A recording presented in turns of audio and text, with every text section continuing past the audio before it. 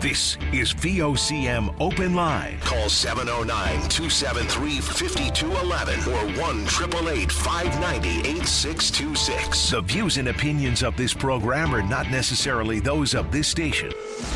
The biggest conversation in Newfoundland and Labrador starts now. Good Monday morning, everyone. Welcome to Open Line. Brian Callahan back with you this week, and Matt Barron producing the show in David Williams' absence, temporary as it may be, and the numbers to call in the St. John's metro area, 1709-273-5211, 1-888-590-VOCM, that's 8626. And, of course, you can always reach us by email. We prefer the phone calls, but email works too, of which we received a deluge over the weekend. Lots of comments on last week's shows and everything else that's going on. And rest assured, taking all of your suggestions, which I'll call them for now. Some people just have to, dare I say, just relax a little, or as we used to say, take a pill. Although that's not necessarily the best advice either these days, I guess.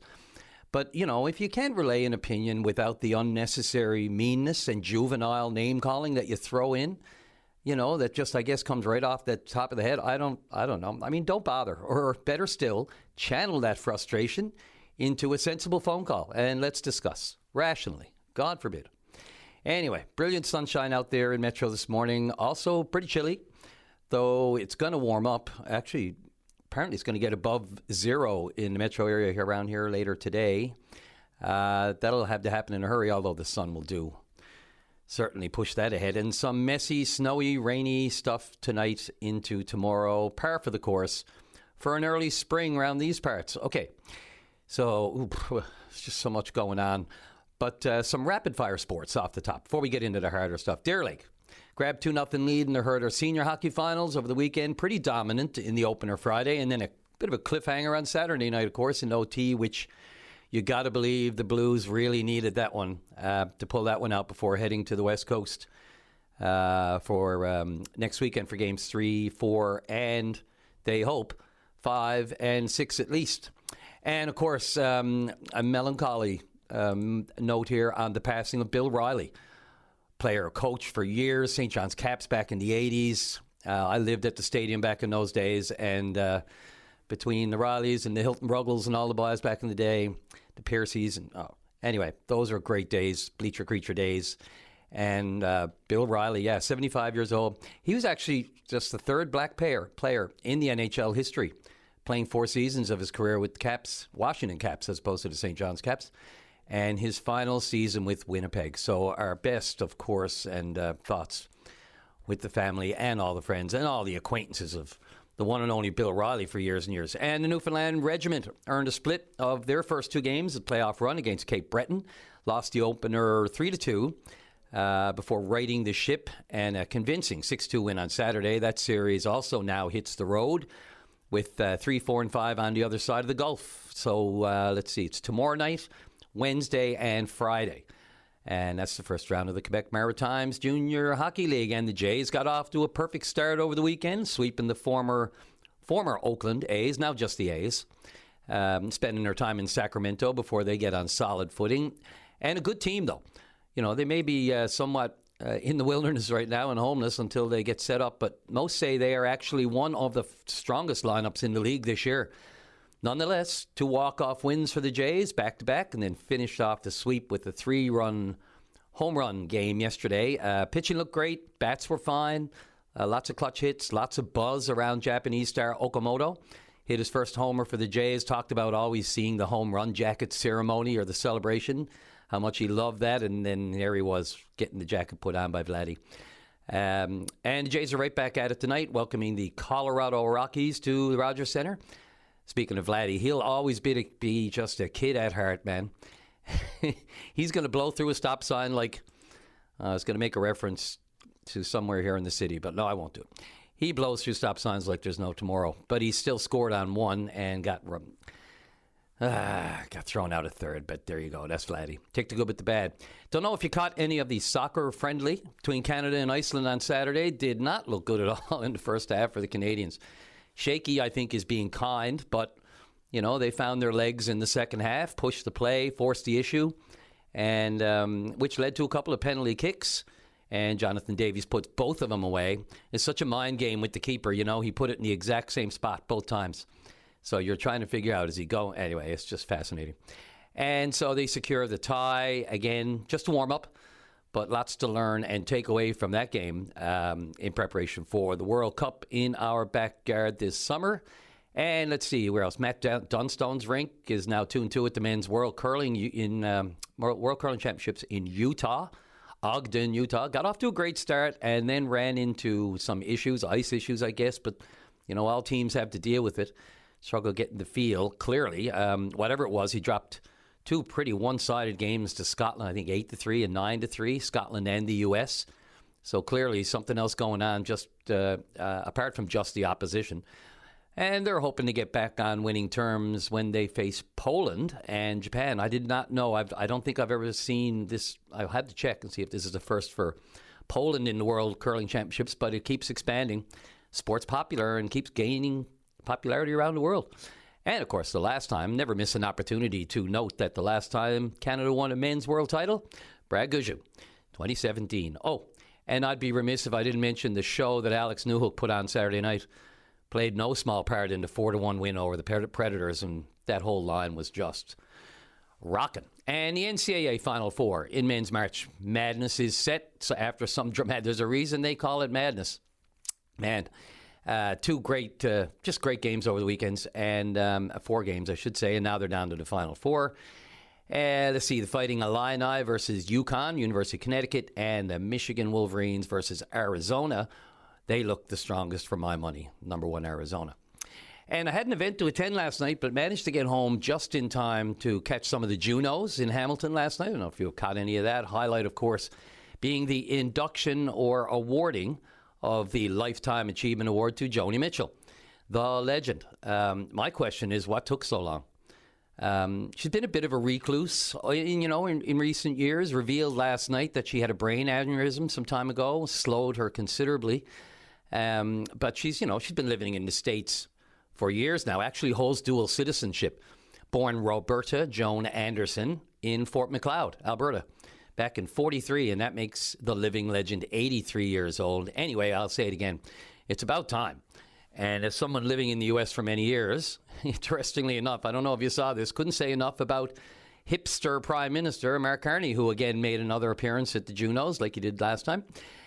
He was there to present her with the award, but it got just a little awkward when she kept repeating how wonderful he is. And, you can have your opinions, but as, the praise she heaped on him repetitively as he stood there with the crowd cheering.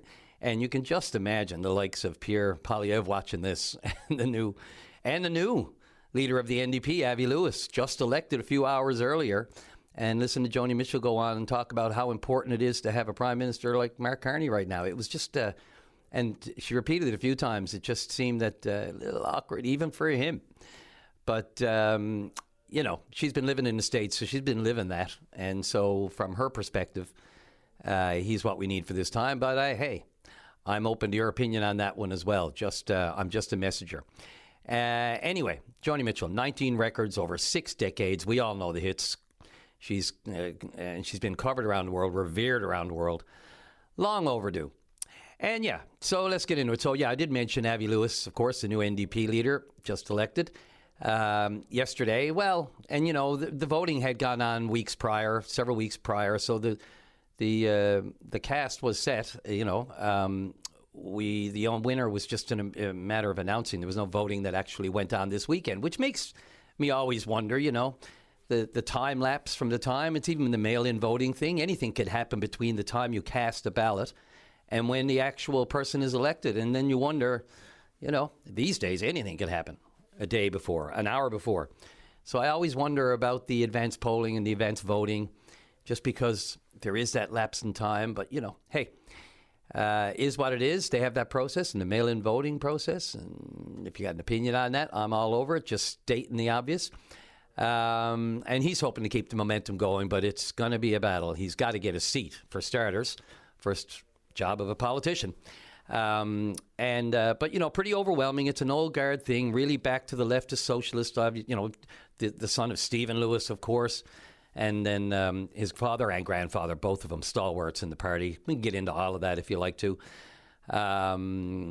But his line at the end that caught me, it's like working for the many, not the money. So we'll see. He's got a lot of lofty platitudes and ideas. Whether or not they will bring other premiers, in particular NDP premiers, who he's not on side with, and they're not on side necessarily with his bent on this and how to go forward with the party. But again, big conversation to be had there. And of course, the crab fishery. So look, I've listened to the Association of Seafood Producers, Ms. Roberts, and I've listened to Ms. Street with the FFAW. And for some time now, the FFAW has mentioned that they just don't. They were going to abstain or stay away from the process this year. They were going to boycott it altogether. They wanted another way to go about this. And that's fine. And the point, of course, being that, there is a process, which is the point that ASP is making. And so, you have one saying this and one saying the other. Look, we've gone down this road before. What's said out in public often is not even what's really happening. But, the FFAW was pushing the hand. They had a big protest plan for Confederation Building this morning. And then, lo and behold, at the 11th hour yesterday, the Premier apparently reached out, and now the protest is off. I mean, you have to believe that is the last thing the government wants, a repeat of what we saw in Confederation Building the last couple of years, let alone, the police canine, the horses up in Confederation Building parking lot and people shouting and screaming and waving. There's got to be a better way. There just has to be, no matter what you think of it. And I know it's what unions do. But at some point we have to evolve and communication has to occur. And good on the Premier for stepping in, at least for whatever reason, to, get involved, show that they're listening, show that they're aware. Sometimes that's all you need to do. But we can get into all the realms of this and where it's going to go. A lot of it in holding pattern, I guess. We'll see what the Premier has to offer, what he can insert into this to try to offset another delay in this lucrative fishery. We just, the back and forth. God, we can't get past ourselves. And over the weekend, of course, the war overseas in the Middle East got worse, expanded, not better. Now the Houthis are involved. The Houthis are involved from Yemen in the south. So, that was only a matter of time. People talked about that. Dare I say Trump will come out and say they didn't see that coming, but he says they didn't see the Strait of Hormuz issue coming either. So we will see. But with all of the thousands of troops now heading over, that never bodes well for an early end to something. This just looks like it's being ramped up, or, is it saber? I don't know. We just don't know. Honestly, that's what it comes down to. I heard the Australian Prime Minister this morning talking about they don't know. It's the uncertainty. Nobody knows. The reason the reason that the Israelis and the U.S. are still there, the ultimate reason, is it the uranium? Is it regime change? Is it to take over all of Iran's oil supply like they did with Venezuela? Well, it's not going to be so easy over there. It's just the tangle and the issues at play here universally, whether it's, and meanwhile, there's still a war going on in Ukraine, that's still happening. That's still real. Anyway. And now Pakistan is trying to get involved as a mediator. On and on and on it goes. We can get into that. The humanitarian crisis should never be forgotten about in all of this. The thousands of people that have been either displaced, women and children crossing the border now into other countries that they would have, into Afghanistan of all places. This is now, can you believe that Afghanistan is a safe haven for women and children compared to what they're leaving in Iran? That puts into just a little bit of perspective. Yeah, so anyway, I don't know. And then there was, of course, on top of that, the No Kings protests throughout the United States over the weekend. Almost 10 million people marching in the No Kings protest. We don't want a king for our leader or anywhere else. Bottom line, that is the message being sent. And, the numbers are stunning. And the Democrats in the United States are trying to push this narrative that there is a sea change coming. They won a couple of state seats last week in Florida, of all places, one of them which includes Mar-a-Lago, Trump's resort. And so that turned a few heads. But again, whether or not there's momentum there for the New Democrats in the midterm elections that are coming up later on this year. And of course, Pope Leo has weighed in. His main message, stop likening, the war with God's will. We see in many of the larger statements and the chest, buffing and everything that you come from the Middle East countries over the years, and God will rain down fury on all of this talk about this is God's will coming from the Pete Hegseth's podiums of the world. Obviously, not what the Pope would condone, and he made it known over the weekend. And again, there's a ton of stuff. I wanted to talk about the WestJet story and a switcheroo that you may or may not have heard about in the news this morning. If you have an airline issue, we all know the airlines are up against it, and we all know there's a passenger bill of rights. But if you think they're not doing stuff to get around that, you're kidding yourselves. And there's a great, really, I'll get into it if I have time. I've got a couple of callers, and as I always say, I want to get to those first. If there are people waiting, don't need to be listening to me all day. The show is about you, even if sometimes as a reporter I want to butt into a conversation, maybe sit a little bit too much for some emailers. I'll try to tone it back a bit. All right. But if that's all you got to say, that's fine too. I look forward to it. All right. And then there's the Kit Kat caper. Did you hear about that one, Matt? 18-wheeler full of 400,000 Kit Kat bars stolen a week before Easter. Coincidence? I think not. That's in Europe. That's a true story. Yeah. You talk about expenses. If anything's worth something these days, you better lock it down. 18-wheeler full of Kit Kats. So the Kit Kat caper, I'll call it. Yeah, even chocolate. I can't even keep that safe now, of which I am a lover. All right. We are right on the break. Got a few phone calls coming in. All of those things are open for suggestion. And anything you want to talk about on this Monday, let's get her going. It's beautiful out. It's chilly. But let's warm it up here on the phone lines. We'll be right back. This is Open Line on the VOCM Big Land FM radio network. And welcome back to the show. Let's get the program going on this Monday on line number 1. And Sam, you're on the air.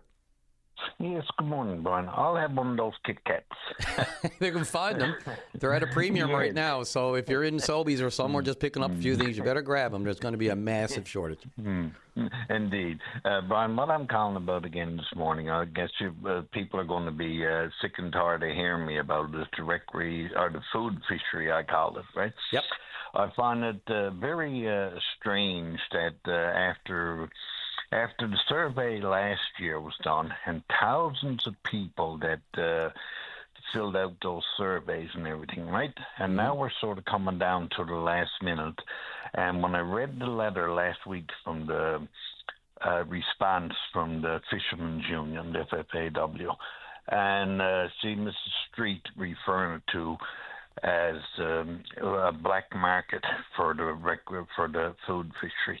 Well, that, I got to say, I find very insulting, and I think she should clean up her own backyard first before she starts making the food fishery sound like criminals.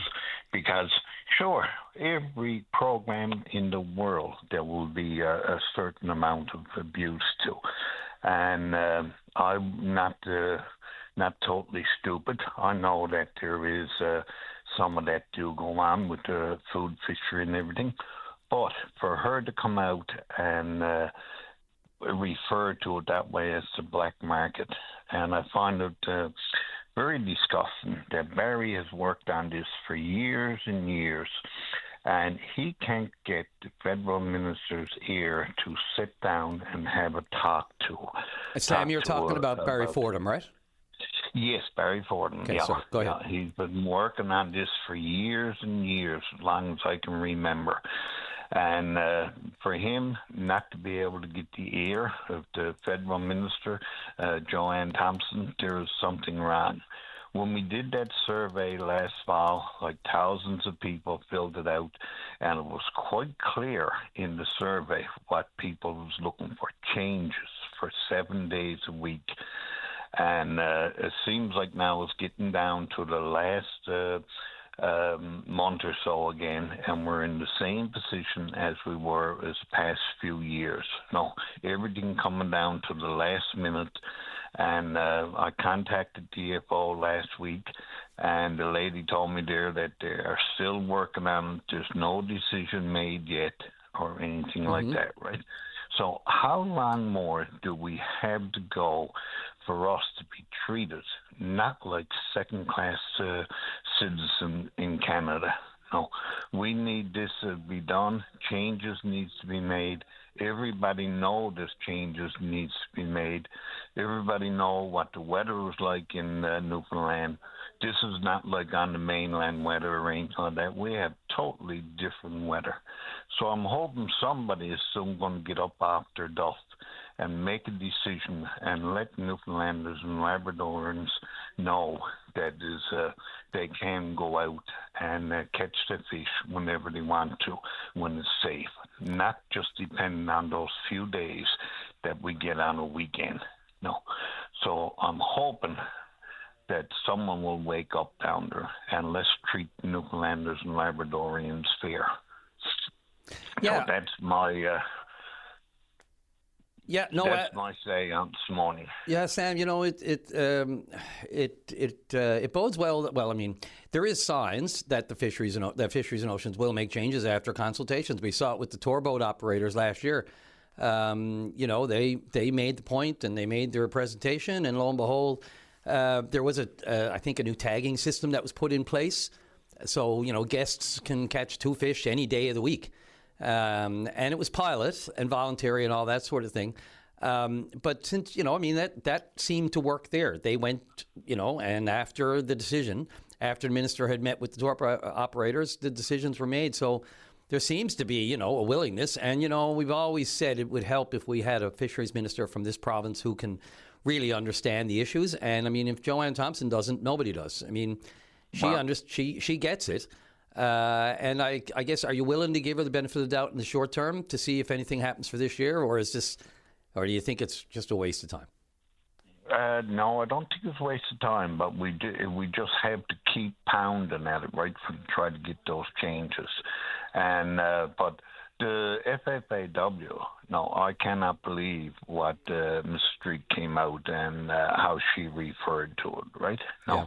I think that was totally disgusting at her. And I think she needs to come on and clarify and apologize to all Newfoundlanders and Labradorians. No, because everybody is not criminals in the food fishery. Yeah, anytime you tar everyone with the same brush, no matter what we're talking about, and you said it, right? To your point, there's a percentage of abuse in all systems, all programs. But, to use this kind of language again, and I said it last week, some of the language just doesn't help, and you can say, look, it's a union and this is what they do. But sometimes it's not helpful. And aren't we trying to help? Aren't we trying to solve problems? So, some blackmail language and all this kind of stuff, it just doesn't help the situation. You can make a point, and maybe a lot more plainly and accurately and specifically without just throwing out that kind of language. It just adds to the denigration of the whole discussion, and the end goal, which is just to get our fair shot at a bit of cod over the summer, period. Yeah.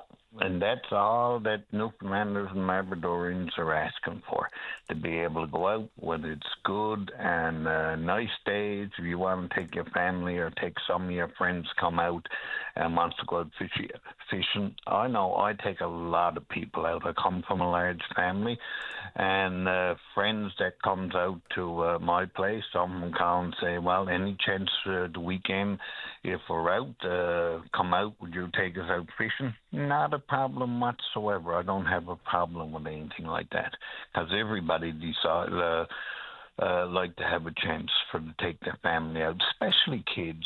Kids loves going out in the boat and catching a fish. You see them so excited, when they get a fish on and hauling it up. No, but I'm not going to take up any more of your time this morning. But I appreciate your time on the line, and hopefully the next time I calls in about the food fishery, that I'm calling in a great mode with the changes to the food fishery. And thank you very much. You're welcome, Sam. We live in hope. Thanks. Don't be... All right, thanks very much for the call. Let's see, off to the break and back with James on Bureau and Housing, and Brenda Halley going to talk about the battery development coming up after the break. This is Open Line on the VOCM Big Land FM radio network. And welcome back to the program. Line number 3, Brenda Halley, councillor for Ward 2 in St. John's. You're on the air. Hi, Brian. How are you? Good, Brenda. How are you? I'm good. Thanks for taking my call. You're welcome. Happy Monday. I tried to call on Friday, but great show, Brian, and a very busy show. Yes. Brian, I wanted to call in. Excuse me. So I am Ward 2 councillor with the City of St. John's.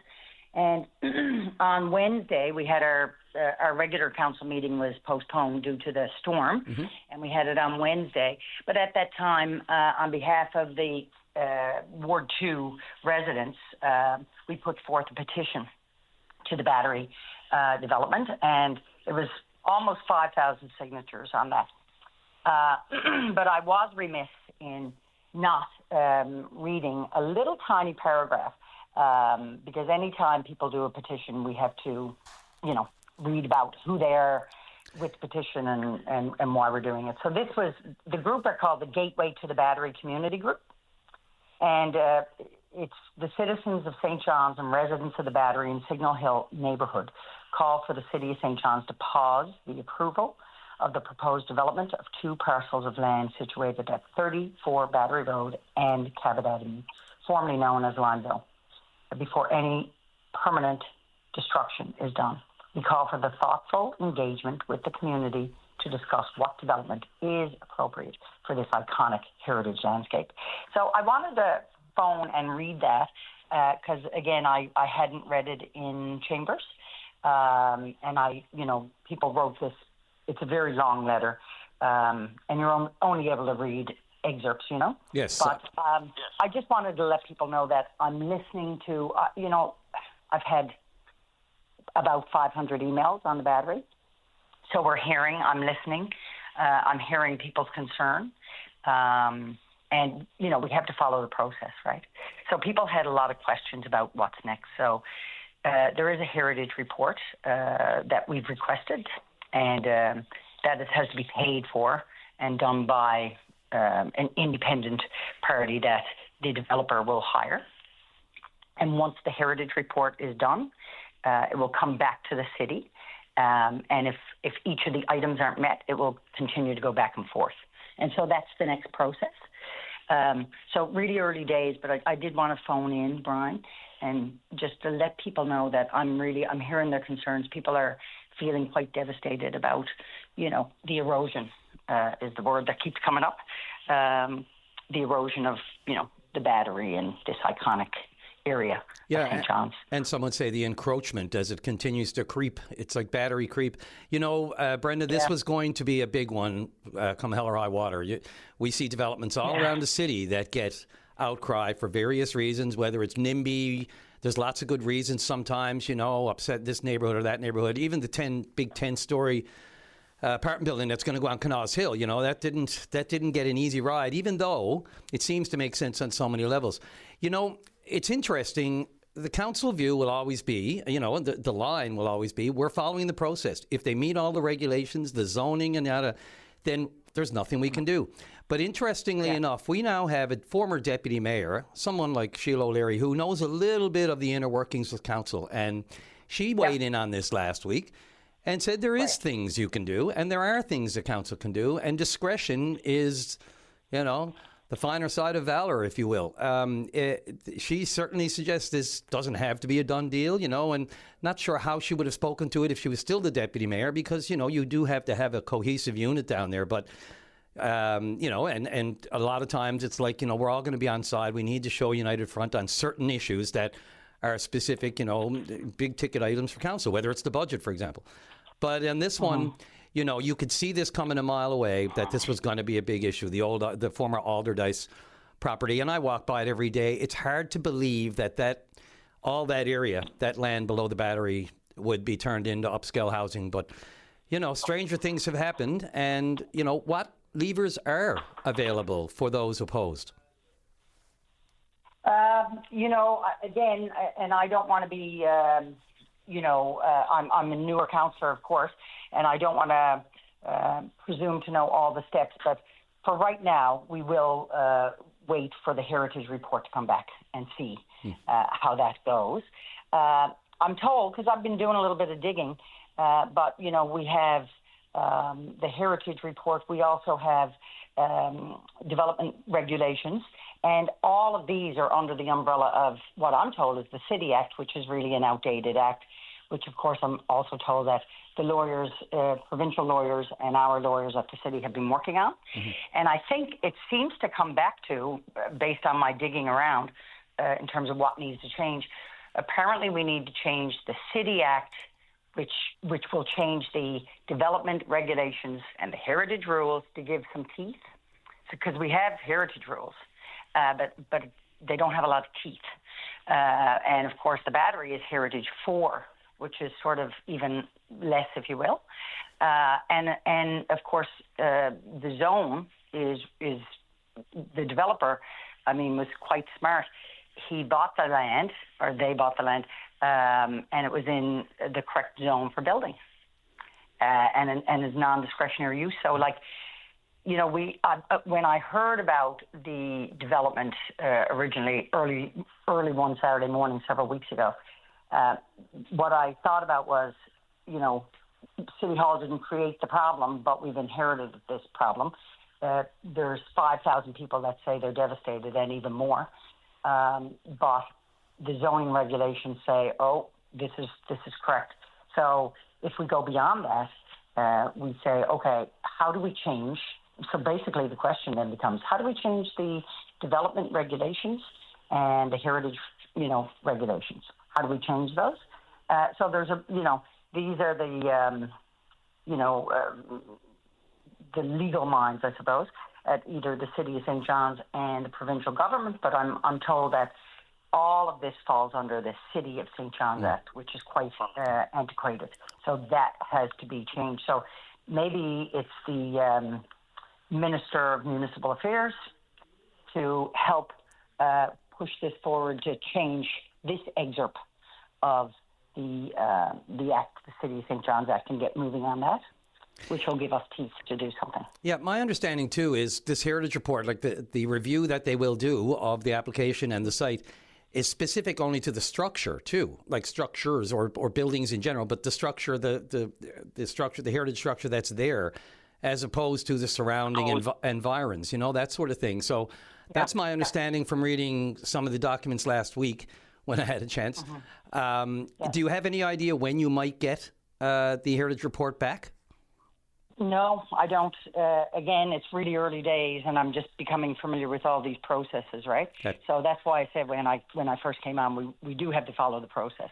But I'm hearing and speaking to a lot of people, and open to more conversations, of course, and will answer anything I can. And the things I don't know, which is a lot, I will find out the answers to those, right? Because people are really quite anxious about it, and I understand it. And, of course, who hasn't traveled, Brian, the Battery and done the Signal Hill Trail? I'm a Signal Hill Trail goer.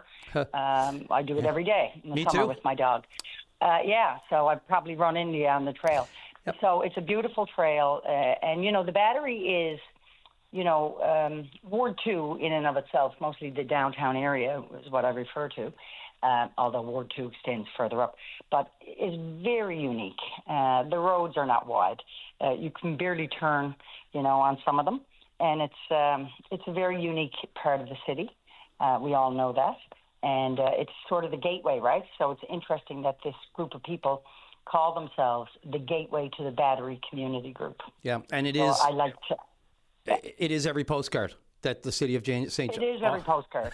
Yeah, the city puts out. Absolutely. Yeah, and it's funny. I just wanted to phone and Go ahead. No, sorry, I interrupted you. Go ahead. Oh, just you're just reminding me of I can't wait till it warms up and the trail opens up on the back end, because I will often start the trail from Cuckles Cove, so I come up the back way through. That's where I start. Through Kitty Vitty and make the climb up the back way, and then come out at the top on Signal Hill, and then down the back way of Signal Hill, and then I'll reverse it the next day and go the other way. So whenever I have time, up, Brian. Yep. Exactly. It's a beautiful trail, and of course, maybe after this next snowstorm that I'm told comes Wednesday, we'll be able to start the trail again. But it is a gorgeous trail, and the Battery is a beautiful area. It is very unique to the city, and so I wanted to call in today. I've had several calls on Friday morning and Thursday and all week long asking me to phone open line and keep it on the front burner sort of thing. Well, just express people's concern. So as the Ward 2 councillor, I am hearing and I'm listening, and I said this in Chambers, and it's not lip service. I really understand the pressures and the, worry that comes with this and the erosion that people are speaking of, right? Sure. And the encroachments. So Yeah. thank you for having me on. You're welcome to meetings tomorrow. That's Committee of the Whole tomorrow. Is that right? Our meeting is Tuesday, yes. Yeah, and so last week was the regular council meeting, but this week is the Committee of the Whole, I believe. Yeah. Absolutely. One other thing on that too, Brenda, when you're walking up that little slope there by the Allardyce property, just the trees, the shading, the picket fence that's, or not picket, but the cross fence that's there, and just that whole little area. It's just a little beautiful, quaint farm-like area, just right on that cusp, and the trees. It's so pretty, and she had chickens there. Penny Allardyce had chickens. And look, I don't have. So it's too. Yep. It's too bad that things didn't turn out differently when Penny was alive, and there were other opportunities for her to make other choices. And that's yesterday's sort of news, and it's a shame. But here we find ourselves now with this.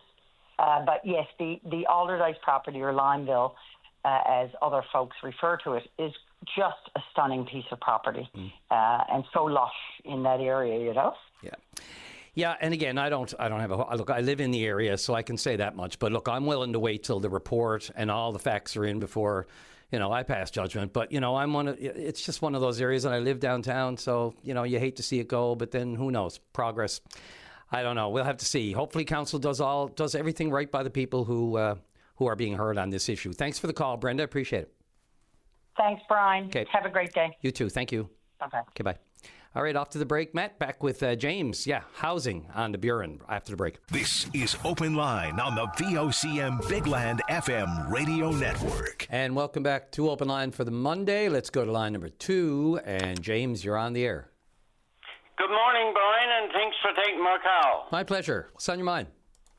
Yes, we got a huge, big problem down here on the Buren Peninsula regarding the Newfoundland Labrador housing. And what I'm getting at, a friend of mine, is up in the hundreds, close to 200 people, I guess I'm representing this morning on the Buren Peninsula. He received his letter on October the 10th, 2025, regarding a home energy savings program.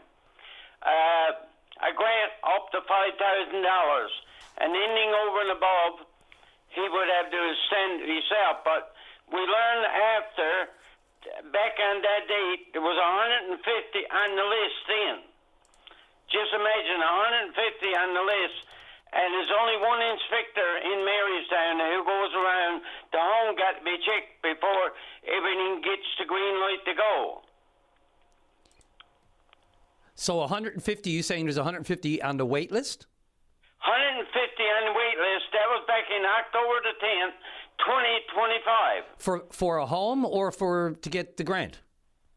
To do the inspection on the house. Okay, all right. Got the grant, but it's not really finalized until that inspector comes in and looks at his house inside and out, I guess, and it takes about approximating 30 minutes, minus or plus, on the inspection.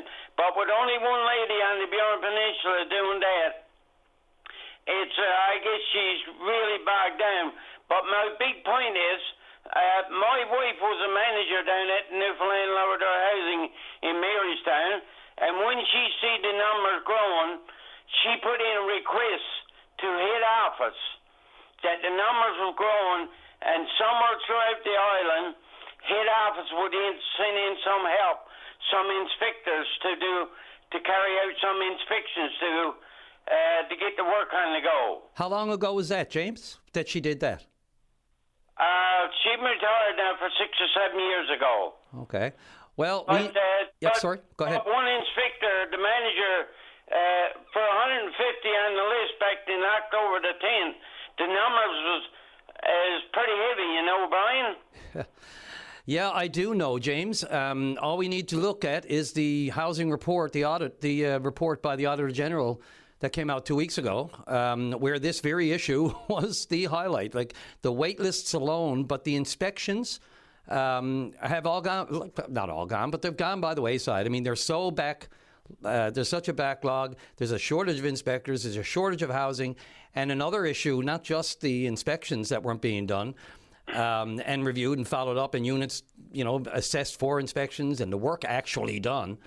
Beyond that, we learned that, there were a number of potential housing units that could have been availed of on the Burin Peninsula, specifically in Marystown over the last 6 to 7 years, that were actually ended up being sold off.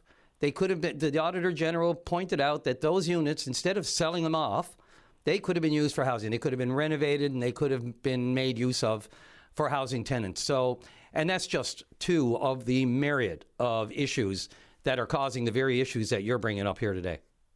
Yes, you are 100% right on every word that you just said there. They could have been done up, people could have moved in it, and so on. So, I'm not going to let this lie. So I'm expecting that the Minister of Housing is Jody.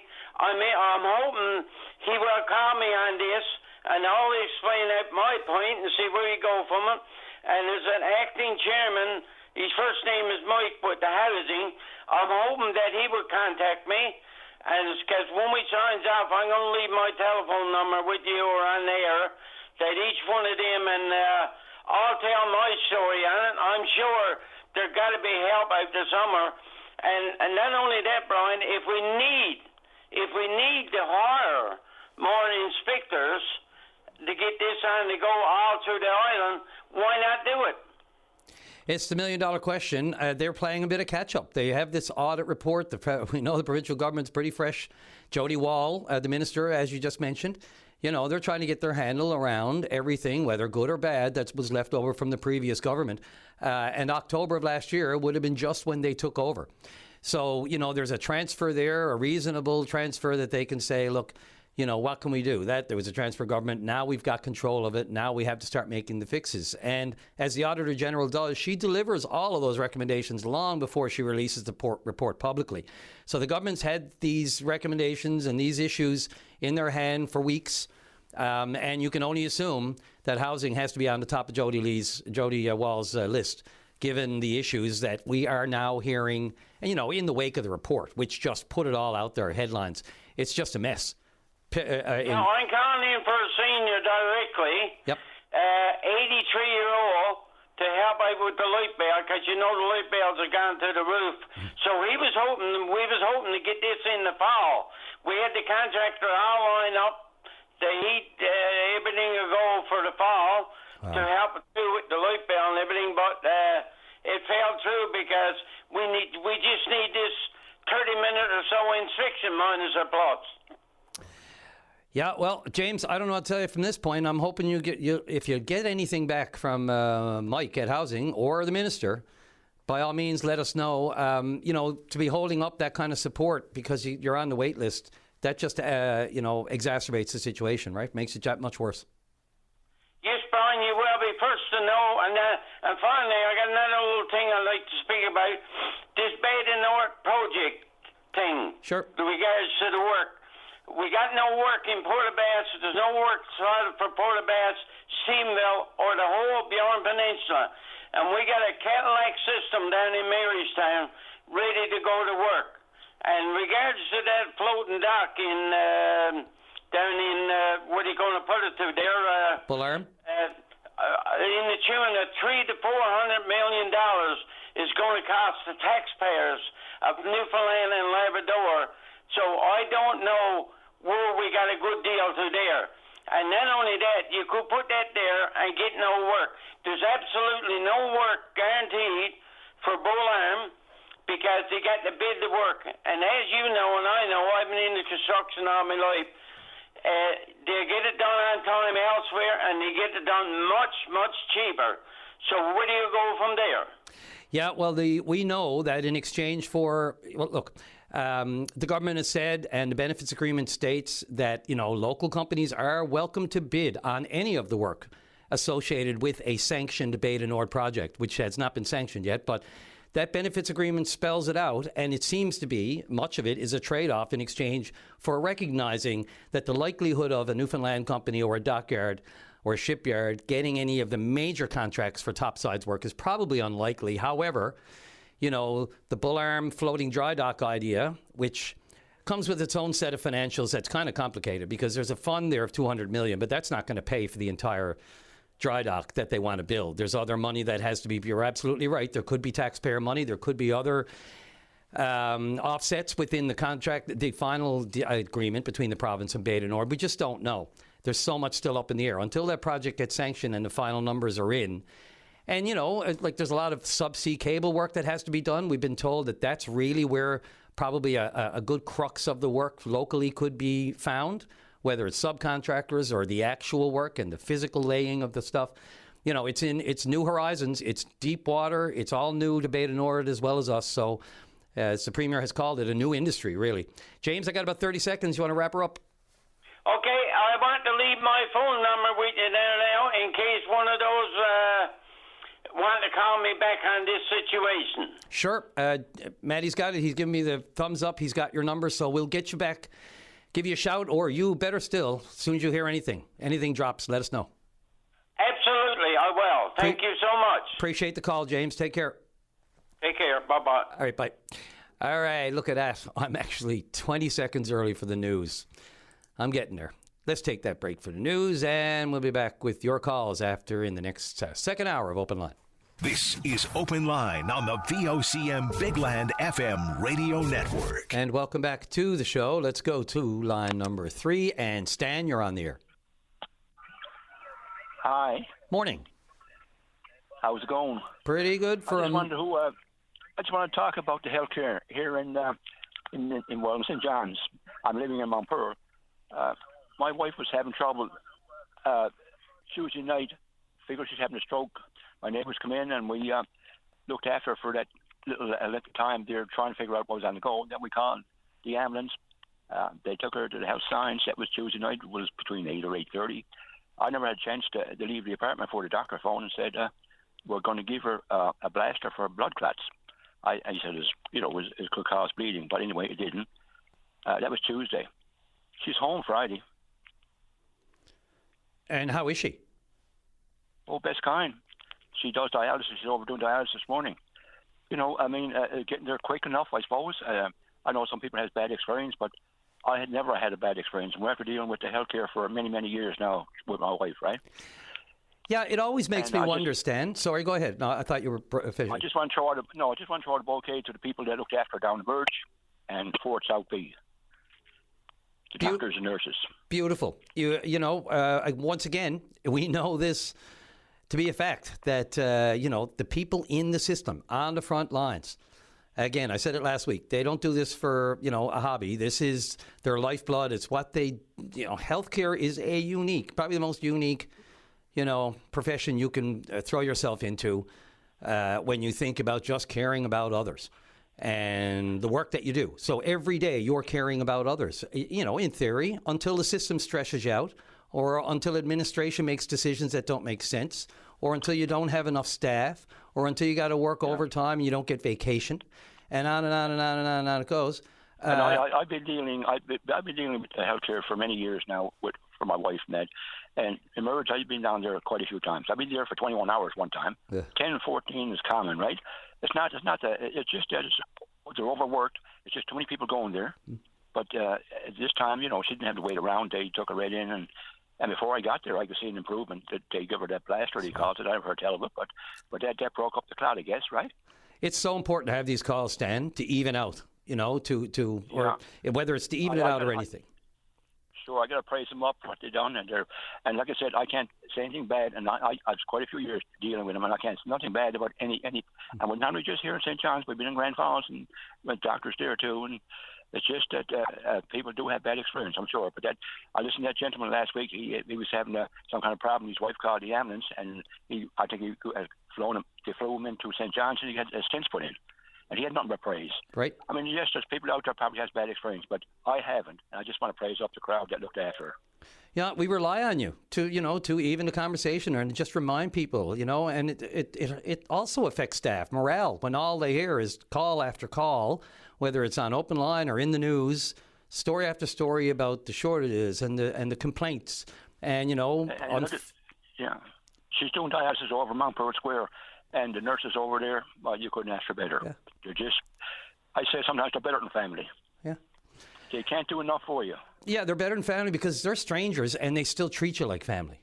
That's why it feels so over and above the top, and that's the way it always is. I've yet to encounter any. Once you actually get to the front line where they are, sometimes that's the problem, And now that you mention it too, Stan, might be good to get an update from the Premier and the government on where the doctors' petition and the what they kicked up last week about the rollout of core care and this whole new technology that they're going to try to get everybody on board, so to eliminate trips to hospitals and eliminate traveling to see doctors and try to do a little bit more virtual. That's a simplistic way of putting it. And meantime, as I said before, at least they now have a doctor in the Premier's office who can advise for $275,000 a year. So the timing is perfect.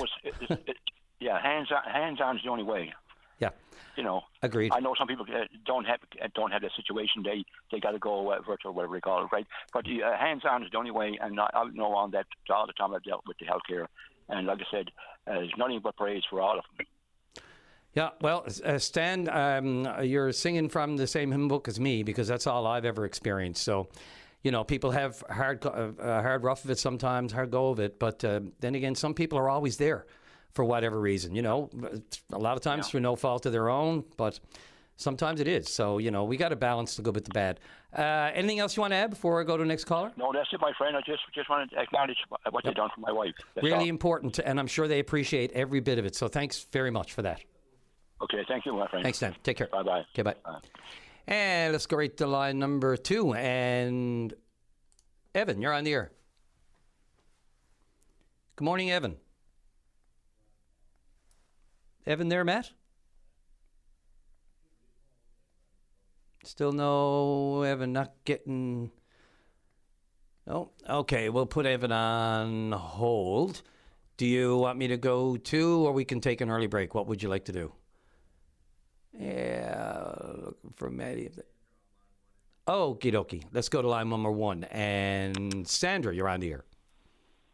Good morning. Good morning. How are you? I'm fine, thanks. How are you today? I'm good. I'm calling from Bay Roberts. I just recently moved back to the province, and I was listening. We lived here before when the mill closed. We had to move away, and then we just came back. I was listening on Friday when you had someone from government call in about the MTAP program. That's a medical transportation program for people that have issues and are sick and have to go distances to see their doctors. Mm-hmm. And honestly, it made me feel like I needed to call in because what was said and what people are actually experiencing are very different. Governments in this province are not doing right by the health of their people. And when it comes to accessing care, and I have to tell you, this hits close to home for me. The MTAP program is supposed to support people who have traveled to see these specialists, but in reality, it's not working. Whether it's from what they're being reimbursed to the difficulty of navigating that program.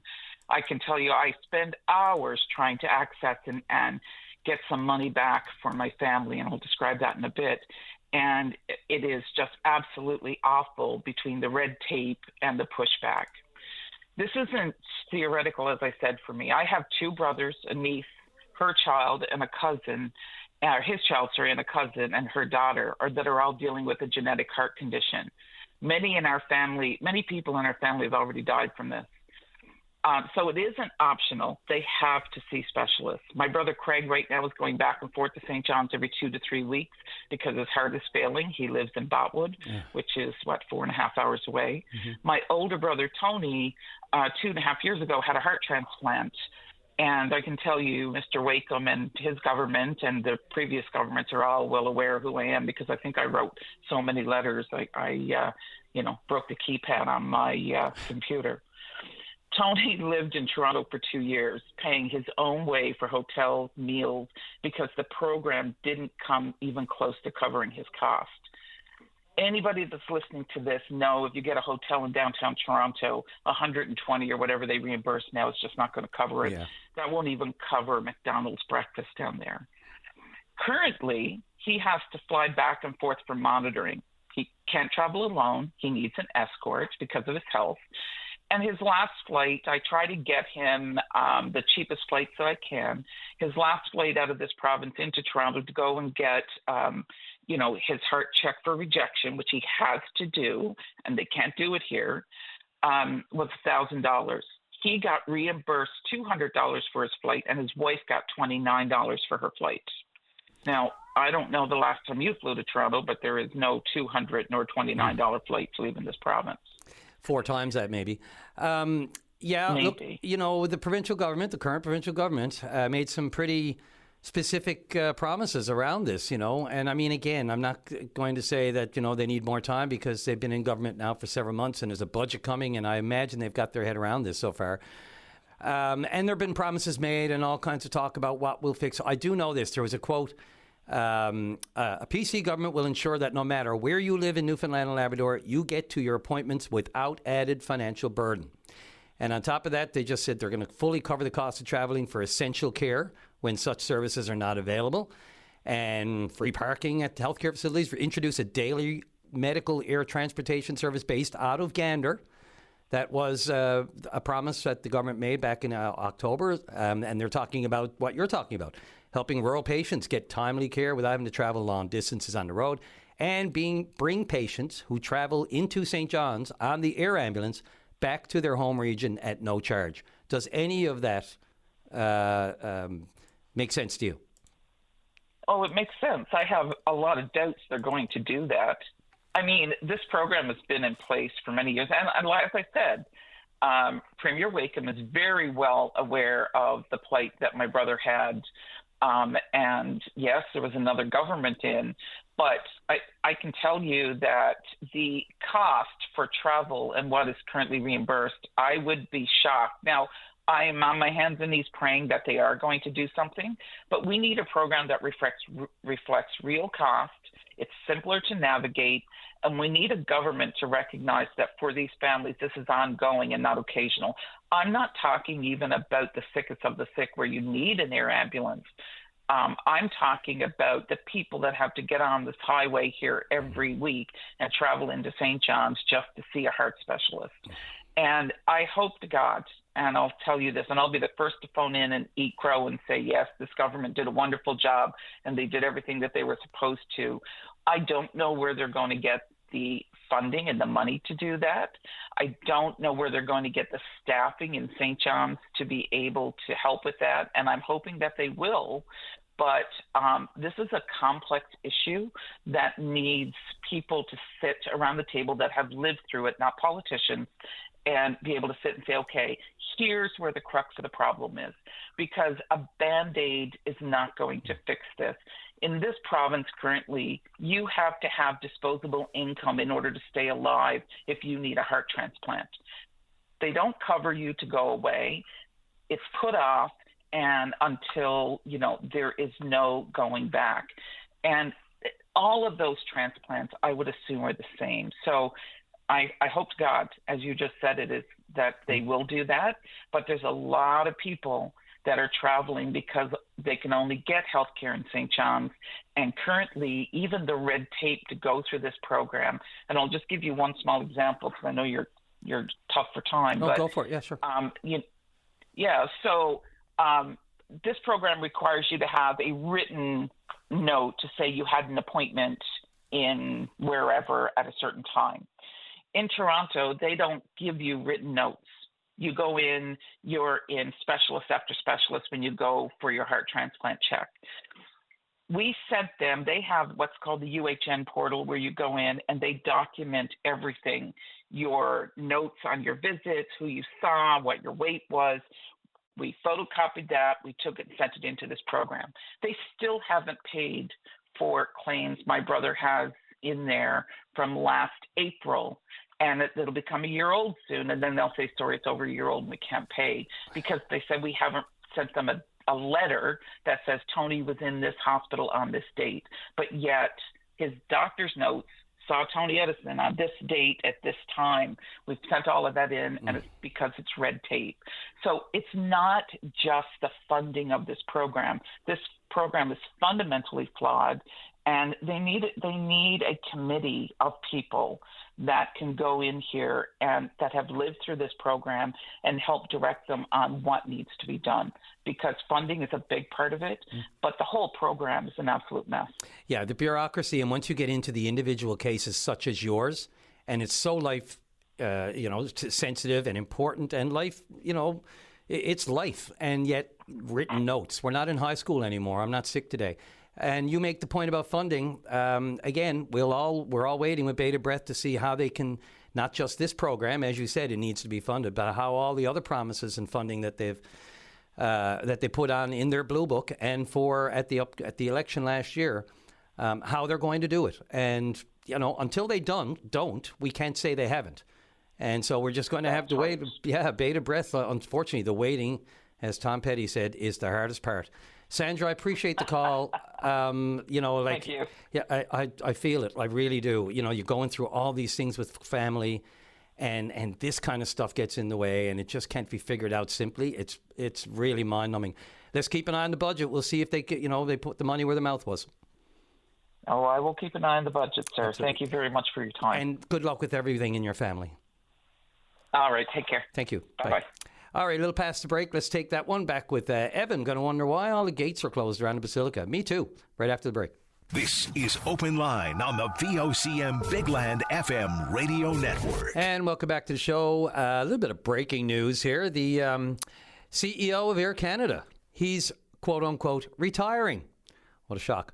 And of course, this comes just a week after he made some comments that included no French whatsoever in the condolences that he passed on in connection with the deaths of 2 Air Canada pilots in that horrible, horrific crash at LaGuardia Airport in New York last week. So just coming in now, I don't have a lot of details, but yeah, certainly in the wake of his inability, really. They even asked him to read a word of French on the teleprompter, and he said he could not. So there is... and yeah, I will admit, when he was appointed, Michael Rousseau, I assumed, and one should never assume, of course, but Rousseau, you could assume that there might be some French lineage just by the surname, but apparently no French whatsoever. And now he is retiring, apparently not by his own choice, I might suggest. But we can discuss, if you like, about that and the just horrific, tragic circumstances of that crash. Some people said, there was no time for this kind of talk about the language issue, but it was very pertinent to the fact that one of the pilots, of course, was French-Canadian, and more than a few people found it offensive that he could not speak a word of French other than bonjour and au revoir. Let's try Evan again on line number 2. Evan, you're on the air. Hey. How's it going? What's up, Brian? Yep. Brian. What's on your mind? I'm just trying to catch a bus. Just the Basilica gates. Yeah, I lived in Georgetown. I go to Mass, and my whole life those gates were open. And the last year or two now, they started locking them, and it seems like more and more are locked all the time. So then even the one, I guess maybe they open it for overflow parking on the weekend, but it wasn't open today. So it's a big difference. That's a big property, and I know it's private property and everything, but. Yeah, Evan, this started happening. Well, first of all, the gate, we're talking about the Basilica, of course, in downtown St. John's. And there is an alleyway that goes from the Basilica parking lot around if you're facing it, around the right side of the building. And it can take you right over to Barnes Road and the Lantern and those facilities that are on the other side, the former presentation. And they had issues with that alleyway. It's secluded at night, and even during the daytime, they were having some problems. There's a lot of vulnerable people who transverse that area because the gathering place is right there as well. So people are coming back and forth in that, and there's bad apples everywhere, and some people were just misusing that area. There was a lot of, shall we say, illegal activity going on in the alleyway as well. There are neighbors who back onto that, and it's between a church. And again, it became a safety issue, very much so. And so that primarily is the reason the gate went up. I'm no big fan of fences and gates, whether or not it's on the southern border of the United States or anywhere else. Building barriers, building fences just in general is just, very, there's a word for it. It's very halting. It's very just, not progress, not thought through. But in some cases, there are stopgap measures that are necessary to try to address a problem. That's why that gate went up. There's another area too, Evan, I don't know if you use very often, but near Emma's house that you go through the little... Yes, yeah. By St. Bond there. Yeah, right next to St. Bond's. It's connected that, and it's connected to the palace, the Archbishop's Palace there as well. We used to call it a palace. I don't know if they like to call it that these days. But in any event, the little alleyway, the tunnel that used to go there, and you could come out on Mullock Street. And now there's a fence there as well. And I used to use both of those shortcuts because I live downtown, and I'm back and forth all the time. So I'm with you. Anyone with the Archdiocese or anyone even with Emmaus House, well, I mean, it wasn't Emmaus House that put up the gate next to that food bank area that supply for support services. But in any event, fences are put up. It just always feels just very short-sighted, but sometimes completely necessary. So I do know what you're talking about. Yeah, I mean, I just even just getting the official answer. I know it's and yeah, like you said, like that the other gate you're talking about, that was my alternative when they closed the Nuns Walk there, right? And then that went up, and then this morning the one that connects I guess the St. Bond's property to the Basilica there, by the oil by the fuel tank. That was also lost. Yeah, and the back of the St. Bond's Forum, there's an alleyway there, and that's the one you can take. Do you know what, though? It gives me an extra little ways to walk, a little bit more exercise in the morning. It's not killing me, but I kind of get it. I just, it just happens so suddenly without a lot of warning, I guess. But then again, who do you warn, right? Unless you put out a public notice. So anyway, Evan, I got 30 seconds. You want to wrap her up? Oh, damn. The Nun Walk was, my understanding, it was a litter. And I noticed that, but I assumed the gathering place took responsibility to clean this up, But should it be, if that's the issue, I would happily volunteer to help clean it up and, Yeah, I think it's beyond just the garbage, as I said. There were safety issues. It's maybe the lighting. I don't know. You could light it, I guess. But yeah, if you could get if anyone knows more information, that would be awesome. And I was going to ask you if you watched the Bruins game. The Bruins game? No. Yeah, last night, Brewers Columbus. Man, okay, they were 3-0, and then there was an epic fight. They came back, went into overtime, ended up winning 4-3, and they were in Columbus. I watched a lot of sports on the weekend, but the Bruins I couldn't fit into my schedule. But I'm not much to the hockey really. I don't pay a lot of attention, or even the NBA really. Although the Raptors are looking pretty strong right now. They set a record, I think, last night, 31 straight points. And, you can go on a run of 10 or 11, 12, 15 points, but 31 in a row. They look pretty good. But I don't normally get into the NBA and the NHL really until the playoffs are staring down and they really got something to play for. Got to get going, Evan. Thanks for the call. Take care, me Ducky. Okay, bye. Bye-bye. Me Ducky. Haven't heard that. I haven't called me Ducky in a long, long time. All right, Matt, off to a break. Let's go right back. This is Open Line on the VOCM Big Land FM radio network. And welcome back to the program. Let's go right to line 3. And Craig, you're on here.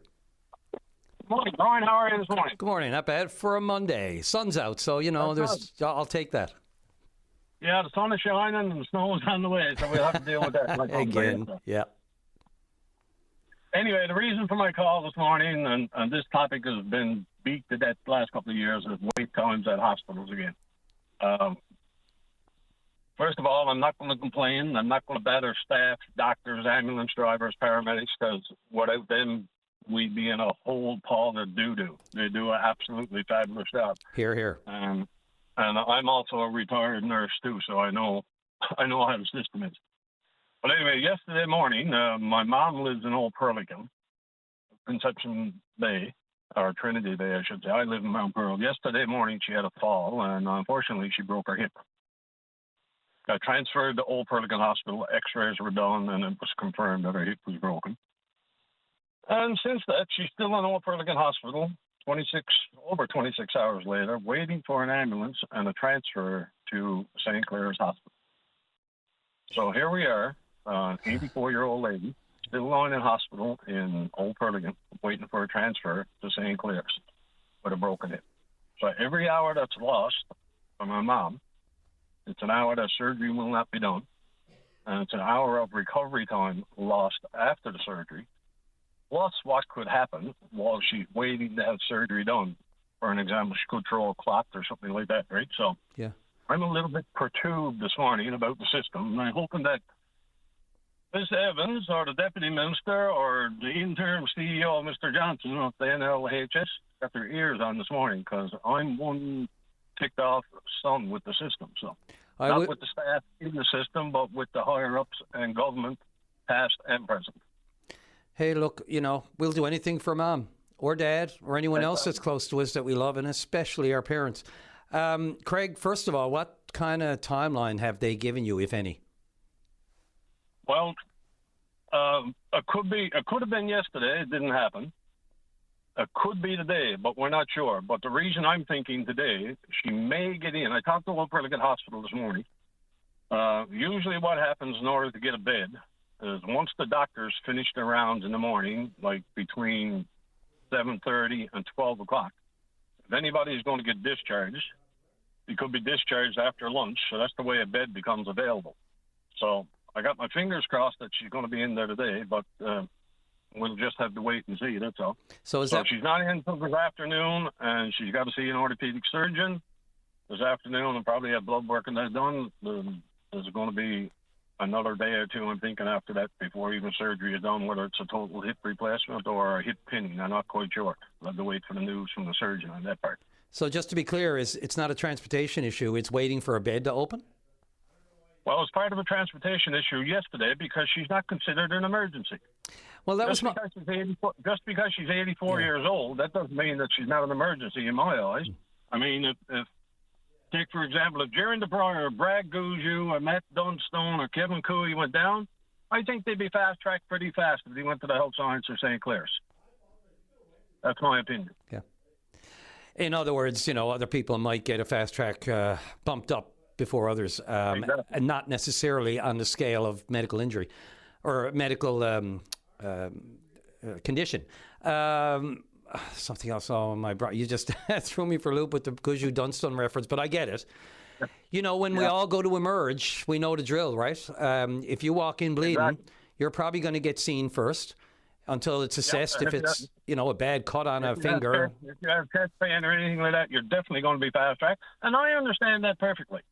But at least I'd like to have her at St. Clair's Hospital to have her assessment done by the orthopedic surgeon and see where we're going to go from there. But when you can't get any answers, which is not the fault of the staff, I want to reiterate that. It's not the fault of the staff at Old Pearlican Hospital. And it's definitely not the fault of the staff at any other of the hospitals, because they only got so much time to work with and so many staff to work with. And they're given 125% every single day that they put their foot on the floor. So that's not the problem. No, it certainly does not seem to be. As we've heard, previous caller today and callers last week, more and more. I don't know.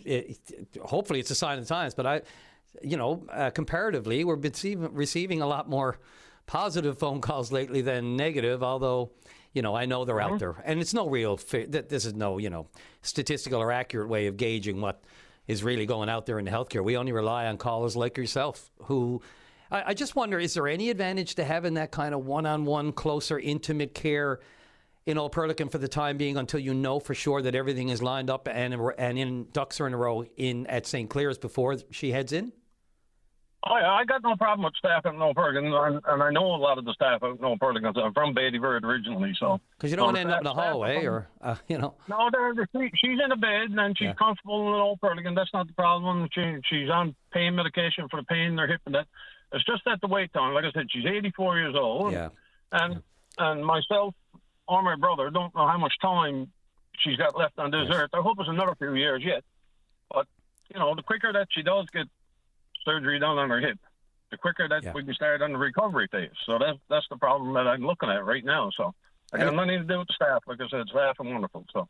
And it comes back to quality of life. I mean, I'm totally immobile right now, and we know, that's the trick to longevity.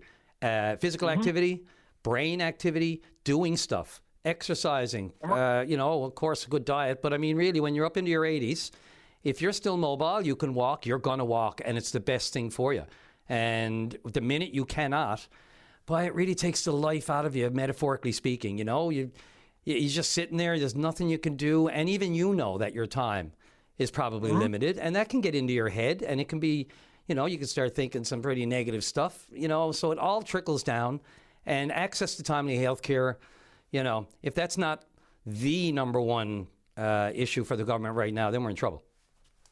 Yeah, and the thing is, my mom lives in a senior's cottage in Old Perligan, and she's perfect. I mean, she looks after herself. She cooks, she cleans, washes her own clothes, all this kind of stuff. But and I'd like for her to get back to that stage. But right now, the longer it goes, the more pessimistic I am about it. So. And Craig, it's in the government's and healthcare's best interest for that to happen. Otherwise, they don't want to talk about people as drains on the system. But this could be I don't say a quick fix, but you know what I'm talking about. There's no mystery. There's no mystery here as to the condition, and so beds won't be taken up. People will be in the right, and she's back on her feet and out of the healthcare system. Sorry, not to be cold, but that's the way the government will look at it. And it's true, and she got a bit more advantage than probably a lot of people have. Me being a retired nurse, I can help her with a recovery part of it, whether it's the physio in her home or taking her back and forth from Old Perligan to Carabinier Hospital for a physio, whatever the case might be. So the quicker she gets done, the quicker she gets out of the hospital, the quicker she's going to recover, please God. Yeah, you're a perfect case for the province to look at and say, this is exactly where the problems lie. These backlogs can happen so unnecessarily. Craig, look, I wish your mom nothing but the best. I'm here all week, and I get the feeling that push is going to come to shove sooner or later with this situation. Please give me a shout back and let me know that she got in and out okay, will you? All right, then, Brian. Thanks very much for your time, and you have a great day. I appreciate it, Craig. Thanks. You too. All right. Bye-bye. Okay, take care. All right, Matt. Look for an update there, as we should on these. We never like to leave them hanging. Let's get a conclusion, and let's get a good conclusion to this one. Let's take a break. We'll be right back with Mayor of Placentia, Jamie Neville, going to update us on, I don't want to call it a row, but the controversy and dispute over taxation for the town and the Port of Argentia right after the break. This is Open Line on the VOCM Big Land FM radio network. Welcome back to the show. Just before we join Mayor Neville, just got an email in direct response to our last caller. Emailer says, my 86-year-old husband broke his hip last May. We were told they do the hip surgery within 48 hours. He broke his around 3 p.m. on a Tuesday. Stayed at emergency until surgery on Wednesday night. Recovery was excellent. Out of bed and walking with the aid of a walker by Thursday morning. Almost a year, and he's doing excellent. Well, thank you for that, emailer. Appreciate that. So it does, it does work when it works. And we know Premier Fury made a big deal of this, too, in increasing reducing the wait times for hip surgeries and other types of similar type surgeries last year. Off the top of my head, I'm going to have to look that one up and get all the details again. Let's go right back to line number one. And the Mayor of Placentia, Jamie Neville, you're on the air. Hi, Brian. How are you this morning? Morning, sir. Thanks for your patience. No problem.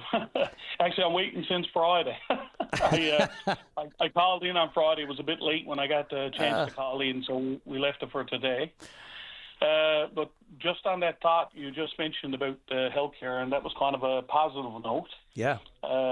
It's unfortunate that we don't have more of that. We usually talk about the bad and we usually talk about the negative. But there's a lot of positive out there that we just don't hear about. Yeah, one outweighs the other just because of the nature of the beast. I mean, look, we're not alone. Healthcare, staffing shortages, issues across the board. Every jurisdiction, you don't have to look far. So we're all dealing with the same things. And, you know, people love to complain more than they love to compliment. That's just the nature of the beast as well. Things will that'll motivate you, you know, the frustration and anger. But that's right. And it's refreshing to hear sometimes some positive comments. It really is, especially for the staff out there. You know, they need that. It's important.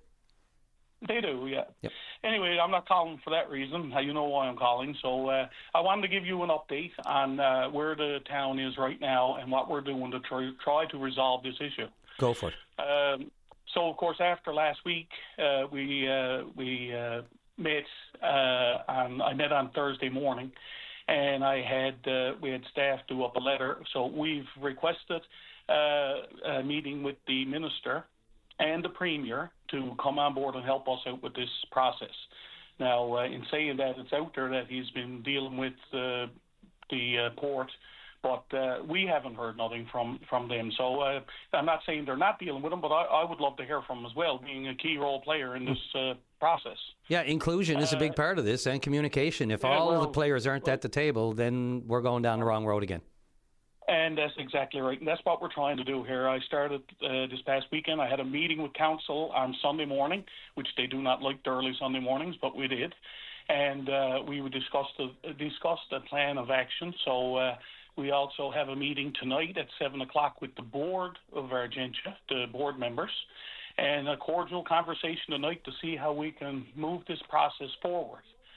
But in saying that, though, this past weekend, too, it was on Facebook, and that happens. I get that. But the town response is not on Facebook. The councillors and myself will not respond on Facebook. It's very sensitive issues that we're dealing with here, and the better place for that to be handled is within our own confinements and try and work this through without getting. I know the public all has opinions, and the public deserve to know what's going on. But until we finish this process and get this happening, it's best left in these rooms to move this project forward. We're very close. $85 million project is not just to benefit Placentia area and surrounding. It's a big project for the province. It's a longevity project as well. And the federal government are involved, and the province is involved with funding. The shortfall is because of Pattern, $30 million. Pattern has committed, according to Scott Penny, that the $7 million is still there for that. So they're looking for a loan, and the problem is the banks won't guarantee the loan because of the tax structure.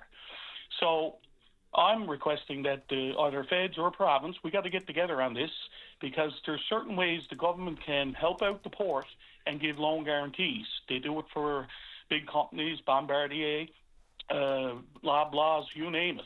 There's a way to get this to happen, and we're not getting there because we're not all on the same page. I'm hoping that we can move this forward and get on the same page to do it. And in saying that, not put it on the not put the burden on the taxpayers of the area. They've been hit with a lot over the years, and it's going to continue with the way the world is traveling right now. Jamie, what would be, if you could give me an example of a tangible expense that residents of Placentia have that could be taxed, and how much would it be? How much would it go up from what it is right now if the town were to ante up the $31 million?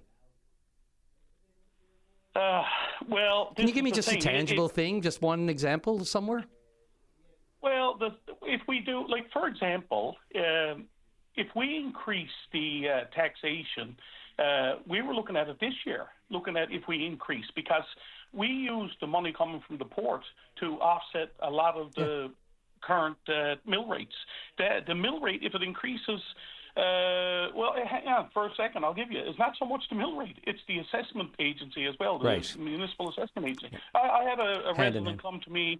It's hand in hand, and so you can't give exact numbers. Yep.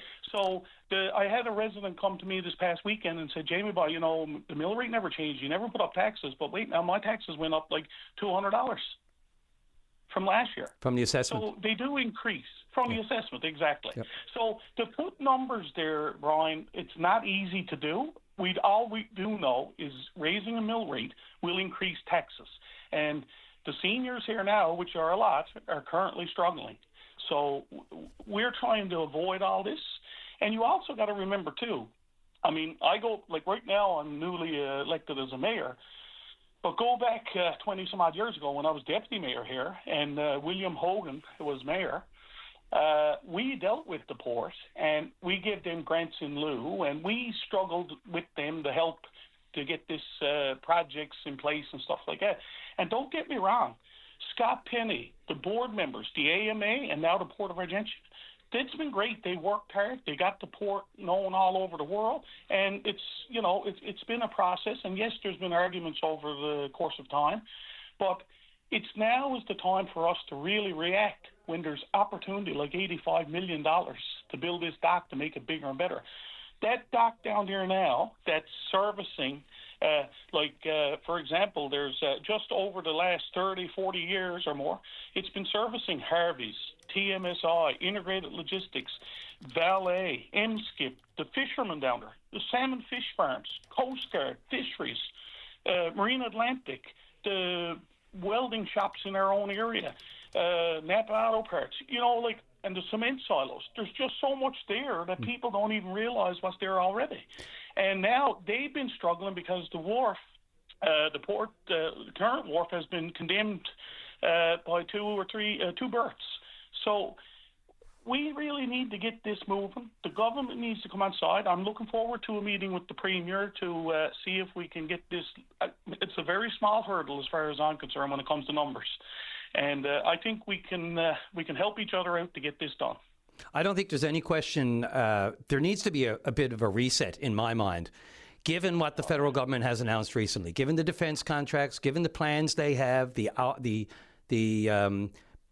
blunt, blatant mentions of Beta Nord and how important that will be, and the proximity from Bull Arm to Argentia Port. And then there's the other question. So, I mean, the feds have to be at the table, and they have to be able to lay out, look, here's where.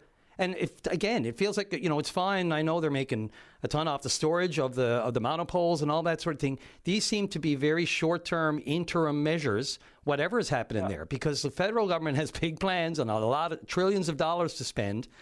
And with the right lobbying and the right proposals put forward, there is no way that any of our major ports, the ones that have these deep water access and everything else, that should be left behind. They can't be left out of the equation. I get so excited on one hand, and I get so concerned on the other hand. I mean, I don't want to lose these opportunities. For example, like I told you before, Brian, the T building, the American site, they're going to spend millions and millions of dollars down there upgrading because it's important to them and the Canadian Armed Forces. Both are joint ventures between the two. The Marine Atlantic is talking about building another off-ramp down there, and they got new ships coming in. Argentia could certainly be extending its service to this province, which helps the province. It helps us, and of course it will help the federal government.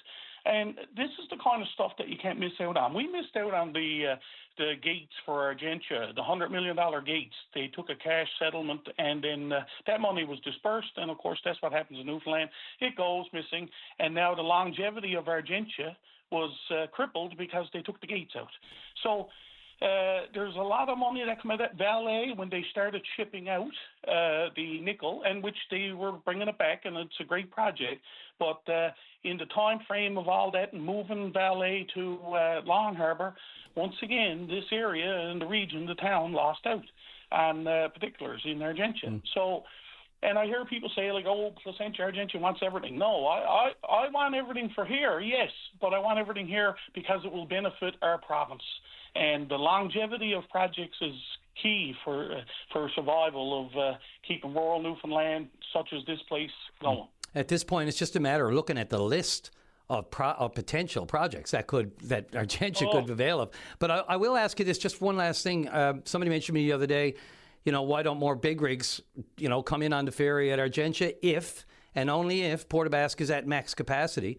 That's something for another day, but I just want to throw that out there. I got an email the other day going into great detail as to, all the concerns over capacity this year with Marine Atlantic. Bookings are apparently almost all sold out for passenger traffic, which means commercial traffic is just at the max as well. So, we know we have a new vessel coming on board, but that's a passenger vessel. And then there's talk of the former Leif Erikson still being, pick up some of the slack. There's just so many facets to that, Jamie. Like the opportunities are all just, it's almost like there's too much. It's almost like a buffet. Exactly. And we got to take one thing at a time and deal with it. But you are right. The potential in Argentia, the potential for Newfoundland, it's unbelievable. Yep.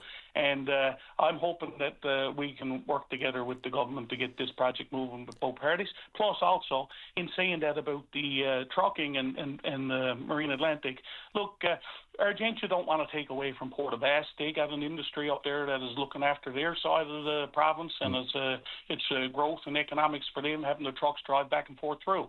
But, of course, yes, you're right. Everything is starting to increase more. There's no train in Newfoundland, so we have to use the highways, cost to maintain highways, keep it up, and safety. So a lot of the heavier or a lot of the shipping stuff do come to the Avalon Peninsula. So, yes, between the two partners, we could certainly increase that coming here and offloading in Argentia or offloading in St. John's or wherever, stuff going to Clarenville. And that will increase safety on our highways as well and less wear and tear. So there's a whole litany. Ron, me and you can get on this and talk all day, but I mean, there's so many opportunities. It's very exciting times. Absolutely, and I'm well past the break. Meeting tonight, right? Yes, meeting tonight at 7 o'clock with the port members. It's just a general meeting for us to get together and have a chat about what happened in the past and where we're going in the future. Okay, I look forward to an update. Thanks, Jamie, very much. Oh, no problem. Thank you for the time. Thank you. Take care. That's the Mayor of Placentia, Jamie Neville. I'm going to get my knuckles wrapped for going past the news. Let's do that and be right back with Annie. More healthcare after the break. This is Open Line on the VOCM Big Land FM radio network. And welcome back to the show. I should mention only because it is in real time and it's happening and it's affecting all of us in one way or another. But Trump now threatens to obliterate Iran's energy sources if a deal isn't reached. Well, so much for the peace plan and everything else that's going on. But this morning, I just went looking for the change in price of gas because it's just been every day. And God forbid, lo and behold, I was going to say God forbid, lo and behold, there wasn't one. But wait for it, because it's coming. Let's go right to line number 2. And Annie, you're on the air. Hi there. Good morning, Annie. Hi. I was prompted again to call you about this medical transportation system. Yes, the MTAP, yeah. Yes. Now, I'm going to attempt to explain to you, because I was listening. I was coming down over the road in my car when I heard that lady called in there this morning, and I picked up the phone when I got home, and I'm going to attempt to explain to you how the system works a little bit. The reason that there's not a social worker is the financial officer that sits on the medical transportation, by the way. It's not even a social worker. It's a financial person with the government.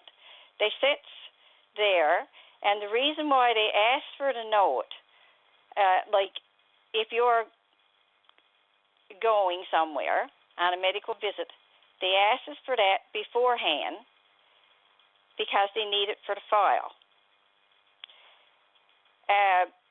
There's no doctors that I'm aware of in Newfoundland that got a problem with giving you a note when they're sending you off somewhere for medical transportation, whether there's ever the province or from some other place in Newfoundland, St. John's. They need, for the file, proof, verification that you have to go. They pay up front. Say, if you're, let's say, case example, this is hypothetically speaking now, and I'm going to use myself, that I got to go in St. John's, say, the 25th of April. And I contact the financial officer, and the financial officer says, can you verify this? Fax off your letter from your medical doctor stating that you have this visit. They provide the money beforehand if you qualify for the medical transportation. After the fact, you give proof of verification for your file again that you have been there. Now, if you're not providing proof that you have to go, then how is the person sitting on that financial pot of money going to give you money up front to go somewhere if the doctor that's sending you is not hasn't spoken that this is somewhere you have to go? So that's how it works, from my understanding, and I've had a little bit of experience with it. And seemingly to me, like the glitches in the system is when people don't understand what they're asked to do. Now, I'm going to add this on top of it. A lot of times when people are in, like, crisis in their life, I've had a few crises, like, not only, like, for myself, but I've had extended crises. My husband's been sick for years. When you're thrown into a situation when you don't understand the way the system works, plus you're all upset because your loved one is sick, you don't always understand what those people in the financial chairs are asking you to do. So that also comes into play with this type of stuff because of the situation, the frustrations, and then not understanding. I've never had any problem with the medical transportation system in Newfoundland and Labrador. Now, when you spoke to me last week, you also said there's holes in the nets. Well, sometimes things don't run smoothly with it, but, you know, for the most part, I don't see where things are flawed because they need things for the file. They need to know where you're going. You can't just say you've been there. It doesn't work that way. Annie, I couldn't agree more. No, absolutely. I mean, they have to have the documentation, and I agree with you 1,000%. I'm not always, everything's not going to come right off the top of my head, but the communication and understanding of how the program works, it's almost like you need an assistant to apply for the Medical Transportation Assistance Program. Just someone to make sure. You're absolutely right, because if you're applying for this, you've got other things on your mind, such as healthcare, as opposed to the financial burden of trying to get to where you need to get for that healthcare. So yes, the government should be trying to reduce as much as possible. We've heard about the red tape and all that sort of thing and the upfront costs. And, you know, I mean, you know, you're right. One way or the other, you have to fill out documentation for proof that you actually need, that you qualify, because you have to have qualification. It can't just be everybody a free-for-all. And because it's so expensive, they have to be specific and very clear, and they have to meet those thresholds. Otherwise, as I said, right? Otherwise, it doesn't work. And you know what? Like in the past, there have been holes, but it's not holes. Look, Brian, right? Is your name? Yes. There has been holes, not necessarily holes for the person that needs the medical help. But like years back, people worked the system and punched holes and done things wrongly. And there was things that the government had to change because the system got abused. But Brian, the system works. It really do work. And I have to call in when I hear that it's not working, because sometimes glitches are there for the person because they're not really understanding what the person in that financial chair is asking them to do, or they got a problem with it. Well, you know, if you follow the instructions and you listen to, and they guide you too, by the way, they're very good. They are very good in guiding you. But if you're frustrated with your medical stuff, like I said before, then sometimes you don't always grasp what they're asking you. You don't always know why. And so I just had to call back in and say it. And I'm glad you did. It's interesting, Annie. I don't know if on purpose or just a slip, maybe even Freudian, but I think you keep using the word frustrated. I'm going to use that one, if you don't mind me, from now on. It's a cross between frustrated and flustered, and I love it. Can I steal that? Indeed, you can. And I'm hoping that as time goes on, now I'm not on open line a lot, but I'm enjoying you. And from time to time, something just nudges me from inside, and I places a call. Well, that's what Open Line relies on. We hope to nudge people, and not just to nudge it, but I mean, look, if it's something that you are invested in, familiar with, you've gone through it, you have some information to share, that might be able to help other people and to put it in context and perspective anytime. And listen, if that other lady is out there listening, let me tell her, just do what they asked you to do, and you'll see how things can switch around quickly for you. Yeah, communication's a big deal too. And if they don't, then get somebody to explain it, and not through text or email, because too much get lost in translation that way. Anytime something nudges you, I'm here. Give us a shout. Appreciate it. Okay, thank you. Thank you again for the call. Take care. Okay, bye. All right, look at that. Almost on the break. What am I going to say?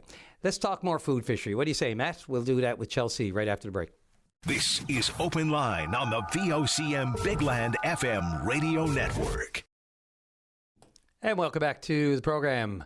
Let's go to Chesley, not Chelsea. What was I thinking? What were my eyes thinking? Chesley, you're on the air.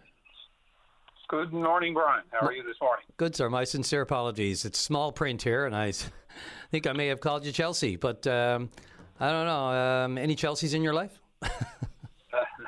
No, not just now. Okay, my apologies. No problem. Apology accepted, no apology necessary, really. Thank you. Slip of the tongue is no fault of mine, right? So. If that's the biggest mistake I make this morning, I'll be happy. Exactly. Just wanted to share my thoughts on the food fishery and current management of it by the federal government. Yes, sir. I just got the last part of the item there in the news and the gentleman who spoke about having the right to pick and choose. And I do think, as residents of Newfoundland and Labrador, we should have that particular right as we participate in the food fishery. Federal government says that the rationale behind limiting it to 3 days per week is, and their primary concern for doing that is the protection of cod stocks. I would question how effective it is and whether or not it really does help to prevent the recurrence of cod stock collapse. That's questionable, I believe. Even with a 3-day fishery, there are those who unfortunately abuse it and are very irresponsible about the way they use their right to fish. I do believe we should be able to pick and choose as we go through the summer season with regards to the fishery. The majority of participants in the food fishery do not condone the abuse that takes place, and they don't condone irresponsible fishing on the part of those who participated. We too, as participants in the food fishery, would want to support the protection of cod stocks. And to my mind, there has to be a better and more effective means of protecting our cod stocks than simply limiting the food fishery to 3 days weekly. In my opinion, that's ineffective and is unfair, and it doesn't accomplish really what it is supposed to accomplish. The abuse of the total catch permitted is still, I think, happening by an irresponsible few who participated in it. And I'm really concerned with regards to what the plans are by the federal government for the upcoming food fishery season. Well, I'm hoping for some tangible change. I got to be honest with you, Chesley, because, we know that the numbers are better. The stocks look better. Fishermen have been saying it for years, specifically to the cod stocks. Those numbers are better. So, yeah, I'm with you. The argument that, we've got to protect the resource doesn't really hold a lot of water for me when it comes to just the food fishery as an excuse. There has to be some kind of regulations around it, but the inequity between us and the maritime provinces is as plain as the nose on your face. And a Newfoundland fisheries minister is really, in a spot here where I would be shocked if something doesn't come out of the what we heard part. I mean, they requested all these responses. They got a boatload. They got more than a boatload of responses. They got a lot of people who weighed in on what this means to the province, not just for a feed, but culturally. I got a lot of other emails about this morning, too. The food fishery issue is not going away. It's not something that, why is everybody... This is important to a lot of people for a lot of different reasons, whether it's people coming home, whether it's the kids that just want to experience the history and what it's like to jig a cod, to really do it. There's a lot of on-the-ground aspects of it that don't seem to be factoring into the equation. Now, I may be jumping the gun. The Minister Thompson is going to come out with some kind of decision regarding this before the fishery is supposed to start this summer, so we'll see. But, you almost hate to jump to it. There's always a wait and see, whether it's the provincial budget, whether it's, we got to wait for the response. And let's just hope it comes in time for people to make plans for the summer and be able to participate. Yes, I totally agree with what you were saying.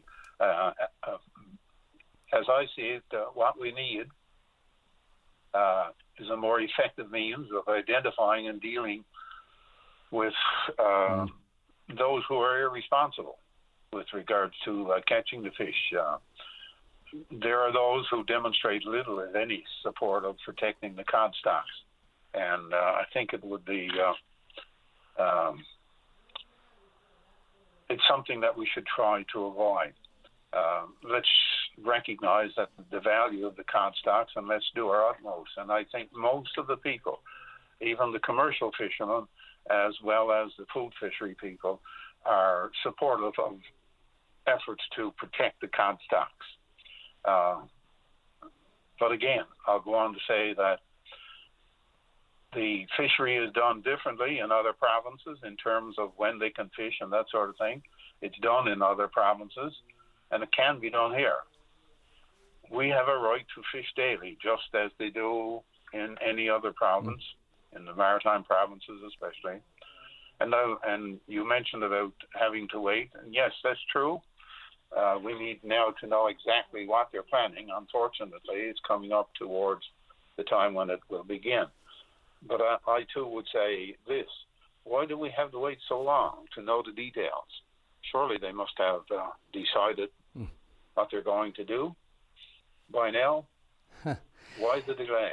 Well, it's because of three letters, DFO. I've been, in the business for 30 years, and dealing with DFO, you deal with a lot of different entities, but there are a lot of inner workings and hoops to jump through getting through the DFO maelstrom of whether or not it's the science, whether or not it's the ADMs.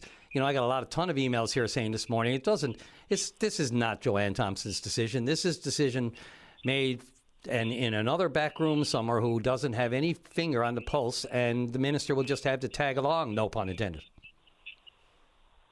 And that's unfortunate. It's the skepticism out there. Yeah, it really is that's the way people feel about it. But, that's of DFO's own doing over the years. And it just goes back to the history of, when we joined Confed and gave up control of our resources and gave up control of our fishery resources the way we have and the way that it's now managed from Ottawa. That disconnect has been, frayed, to say the least, for decades. Yes.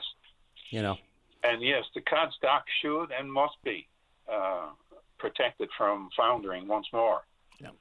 And I would think that, and I'm convinced, that 99% of the people who participated in either as a food fishery or as a commercial fishery want it protected. Give us the details and be fair to us. Singing every praise in every song from my songbook as well. Chesley, that's right where it comes from, right? It's like, just give us the details, let us know, and make sure it's upfront and fair. We just want our access like we've always had, but it cuts close to the bone when we can't do that, and it's always going to be that way. And it explains predominantly, this is the topic dominating Open Line on a Monday. You never know, but I can see why, because the time's getting near. So, Jesse, I got to get off to the break. Is there anything you want to say just to wrap up? No, that's my thoughts. Just wanted to share. I appreciate it, adding to the many that I've received this morning on this very topic. So we wait with bated breath, just like everything else right now. Thanks for the call. Appreciate it. And thanks for the opportunity. You're welcome anytime. Thank you. Half a goodbye. Sorry, Jesse. Let's see. Off to the break, and let's see. More healthcare talk and more food fishery talk in the final half hour, right after the break. This is Open Line on the VOCM Big Land FM radio network. Welcome back to the show. Let's continue that conversation on the food fishery. Don, you're on the air. Good morning, Brian. How are you today? Grand, sir, for a Monday. Into the home stretch here. What's on your mind? Food fishery as well? Richards over in Bearneed, Brian. Yes, sir. Bearneed, Port of Graveway. I have a question to put out for other listeners and yourself, and it is, why in this point in time is DFO looking for the public's input on the food fishery? Well, it's in response to the massive outcry over the problems that we have. And not only that, the changing landscape of stocks. I mean, by all accounts, and fishermen have been telling us, this is a process to... Sorry, go ahead. Yep. See, in the past, anytime DFO looks to the public for their input on a fishery, what results, in my opinion, comes more restrictions and more regulations. Because when this started years ago, you had the violations, and then they had tags. Then as time went on, that went away. Then you brought in another situation. It was open 3 weeks every day. Then they cut that out. And now we're down to 39 days. And there's, I think, 8 or 9 days in the later season. So they've all done the gamut of doing all that. And now they're back again saying they want the public's input. It doesn't add up to me, right? It's a good point, Don, that, consultations, they are important. But when you hold too many of them after everything and then nothing really changes for the better, or you don't get your issue or your concern, you don't see it tangibly addressed or concerned or any change, and the only changes are more bureaucracy. That seems to be the suggestion of some of our MPs anyway, who have responded to the idea of changes in... Yep. I'll just go the other way now, Brian, for a minute. Years ago, they were looking for the public's input to do with trouting regulations in Newfoundland and Labrador. And it's back in 2004. And they got lots of public input. And at that time, in a couple of weeks' time now, when April 15th comes on, they brought in the rule. They cut out going trouting. It's open now till the 15th of April. You can fish through the shore. There's no ice to get on. But when the 15th of April comes, they close it for a month. You got to wait till the May 15th for it to open again for anyone who wants to go in the country for trouting. And they never get it back. It's over 25 years ago they changed that, and we'll never get it back. Yeah, so, and then you only got till September. Doesn't add up to me. Looking for the public input again after all this time. Yeah, the limits on individual, jigging or just, we're not talking commercial activity here. We're talking individuals trying to get, like the trout alone, too. I mean, May 15th to September the 7th. And then they'll give you an extended, fall fishing for brown and rainbow trout or something like that for a while, for another month or so. Just the limits don't really compute with our Newfoundland and Labrador brains. Being told just generally, that's what starts the first conversation. That's what starts the first consultation. That's what first starts the first, adversarial back and forths, right? The minute you tell us how many we can take, it's just not going to work. It doesn't work for commercial. It doesn't compute. It's like, what do you mean we are that limited? Not in, quotas for 3PS or 4RN in some of the big shrimp fishing grounds and those areas off the coast. We're talking you, me, a casual. I don't remember going fishing with Dad and thinking there's any kind of limit. I can tell you when I was a kid. Yeah, and like you say, there's lots of trout. If they had their way, they'd have gotten it down to 6 trout a day, Brian. Yeah, I didn't know the trout was endangered either. But, is it really if it's taken on a recreational basis? I personally feel, knowing what I've known from the science over the years and having done a few stories on these things, that, there's a automatic regeneration that won't be offset by recreational fishery. There's no question. The problem is our federal government has allowed the foreign fleets to rip the guts out of everything for the past decades. And then that has a trickle-down effect when they're all trying to get back to the river, And it's like the gentleman was talking to you earlier, he said you want to be able to choose when you or I want to go out fishing, not when they dictate. I'm 5 minutes from the boat launch here in Burnett to Port of Grave. And 3 days a week doesn't do it, right? No, it does not. Anyway, Brian, thanks for your time, bud. Have a great day. Don, I appreciate it. It's just another one that, these calls are necessary just to remind people that it is important. It's another issue that people are rotted about, and I don't blame you one little bit. So thanks for the call, and don't be a stranger. Yeah, thanks, Brian. Have a great day. You too. Thanks very much. Call from Bernie Wicked. Let's take caller. Yeah, let's go to line number 2. And caller, you're on the air. Hi. Good morning. Good morning. I'm calling about I need to get a colonoscopy appointment before June. And I phoned Hub. I've had several numbers, and I still can't get any common sense as to when I can get one. We have a cancer on both sides of our family, and we need this taken care of as soon as we can. If anybody can help me or steer me in the right direction, I would like them to call your show.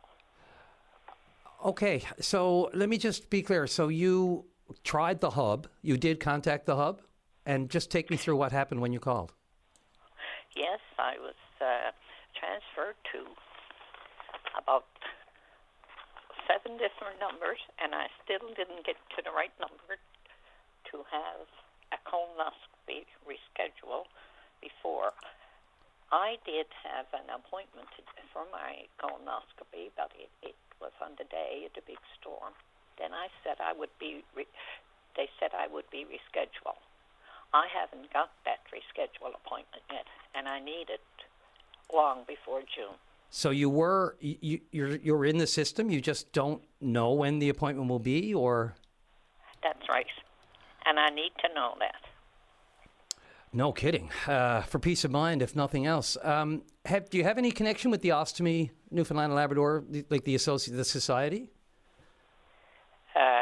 Have you made any connection with them? They seem to be a support group for that. No, I don't. But if you have a number, I could. I can certainly give you that number. I know other people that have availed of it. It's Ostomy Newfoundland and Labrador. It's affiliated. It's a chapter actually of the Ostomy Canada Society. The local number, if you have a pen handy, sure, is the old 709 and 745 2097. And obviously they don't make appointments and that sort of thing, but certainly they are a support group for people who are in this situation. And, probably more information, I'm sure, once you, like with anything, get with like-minded people or people with the same condition or the situations that they're going through, family or otherwise. This can be a huge, just knowing that other people are in the same area and you can converse with, that just can settle some of the anxiety right there. But hopefully, if you want to touch base with them, other than that, if you're somewhere in the system, they just can't tell you when your appointment is? I have a brother who died from those problems, and a few years ago, and I do have another brother and I. We both need the colonoscopy every year, actually. I get one too on a regular basis, and the fact that it's in your family should see you in a more efficient, position than other people. Get in there a little quicker than others, only because the history is the first thing. I mean, we have these target dates and years of age and ranges of when people you're recommended to get a tech, get chest, but other people with family history, I know for a fact that I get one every 3 years. Yeah, I get one every year. Yeah, well, yeah, especially in with your family situation, I imagine. But so when was your last one? The last one was 2020, maybe 2020. Oh, probably it's over 2 years ago. Oh, okay. Yeah, and that's changed too, the wait lists for even that. But you say you get them every year. When did it stop being every year? Probably around COVID. No, after that. After that, actually. Yeah. Either during or post-COVID, I guess that would make a lot of sense too. I'm not connecting the dots necessarily, but the delays in getting that. But so you contacted the hub. They told you that you will have an appointment. You just don't know where it is, when it is. Exactly, and I can't get a number. And I know the doctor's name, but I just can't get into that right now. Did you say you don't have a number, or you did call the hub? I did call to get. I know one number, and I know the doctor's name, but I just can't get to talk to them to find out when I can get on the list again to get my appointment. Which number did you call, if you don't mind me asking, or do you have it handy? I don't know where I've got that to now. Because I can't, I can give you a main intake number, just in case. But I'm guessing if you call the hub, you probably have the same number I have. Yeah, probably, because they're just putting you onto another number, and when you don't get any further. I thought the healthcare system actually was getting better. To me, it's just getting worse. Well, that speaks exactly to what we were discussing earlier. We've had several calls today about positive experiences with the healthcare system, but we know it's stressed and strained. So the positives are great, and it just goes to show the truth of what we've always said, is that the staff are great. It's the system that's falling down in certain areas that still needs to be propped up. And with a lot of big changes coming on in technology and everything else and staffing, again, the health department and Minister Layla Evans has her work cut out for her and all the people in that division trying to find some cohesion with the staff who are doing everything that they can, for people like yourself. And it's equally frustrating. Well, I don't know if it's equally frustrating, but certainly frustrating for staff too when they can't, give people what they want or tell them what they want to hear. It's not the staff; it's the higher ups. Yep. And I don't know what they're doing. Yeah, and I hate to lump all of them in the same boat too, because some of the higher ups, if we say higher ups, some of the people in the executive positions, again, they're not in it for the fun, for the lack of fun or lack of devotion to the job either. They recognize the problems as much as we do. And again, I'll just finish with this. All of our answers come down to money. Exactly. We have the best intentions, but if we can't pay for it, then, we're, out of luck.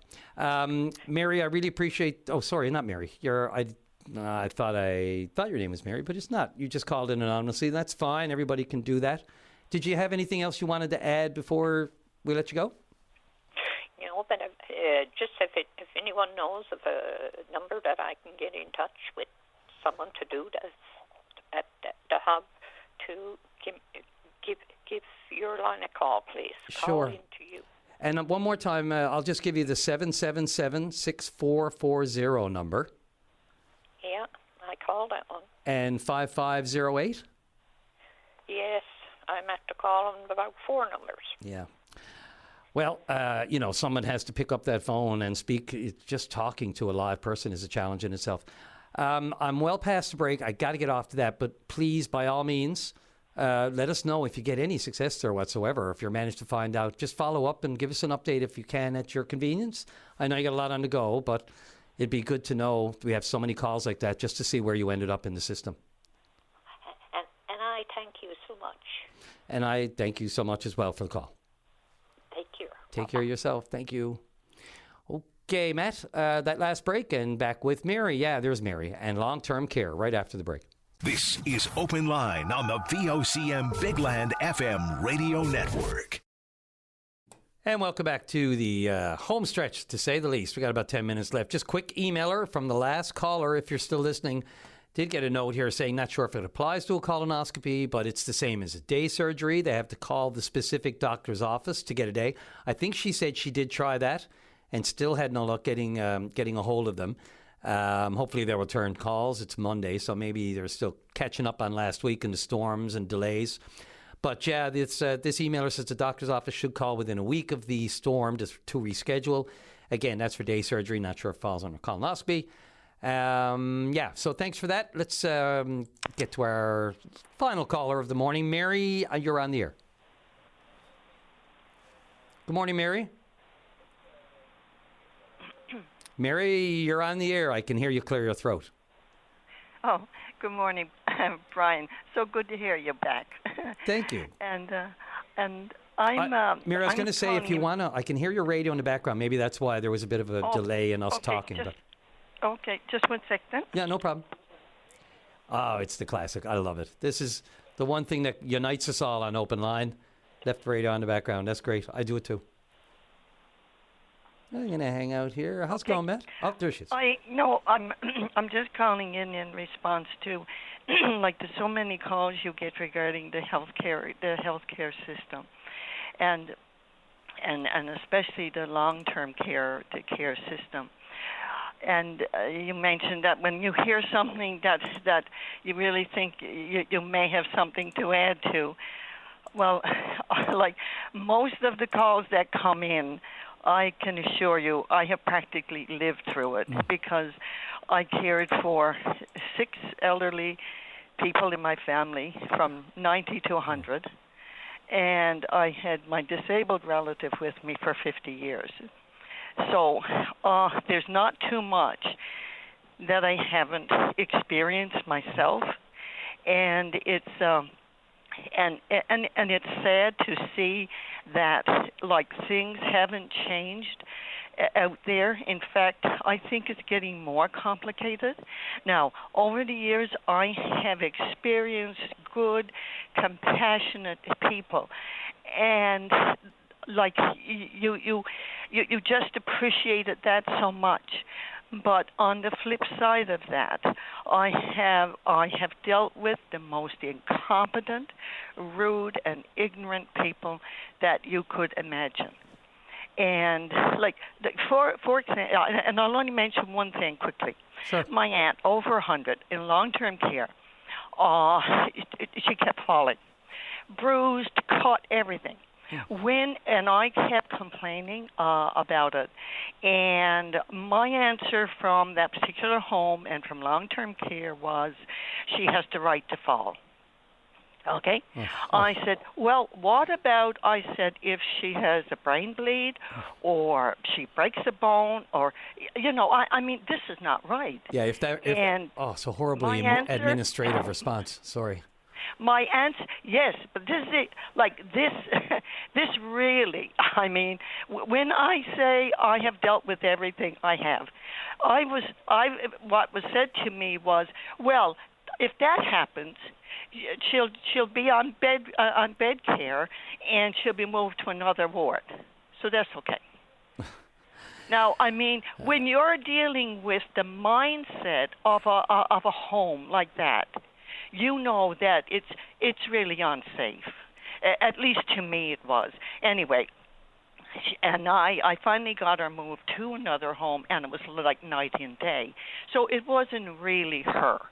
So this is what and now my main point is, like, what I have been advocating for quite a long time is an independent health advocate with the power to investigate and a knowledge of health care and the health system. That's what you need, because like if the system knew there was an independent oversight agency that would go in and address those issues on a timely basis, you would see things improve. Right now, there is no one out there to help you get through the system with a complaint. And as far as my experience has been, there is no really satisfactory complaint system in place. Because I've been dealing with an issue now for 4 years. So what I really think needs to happen, we really need that health advocate with a knowledge of health care and the health system, because the health system in itself has so many fiefdoms in it. Mm-hmm. You know, if you make a complaint, well, you know, it has to go through, you know, it's the agency that the person is in, it's then government, and then there's all the associations are all little fiefdoms on their own.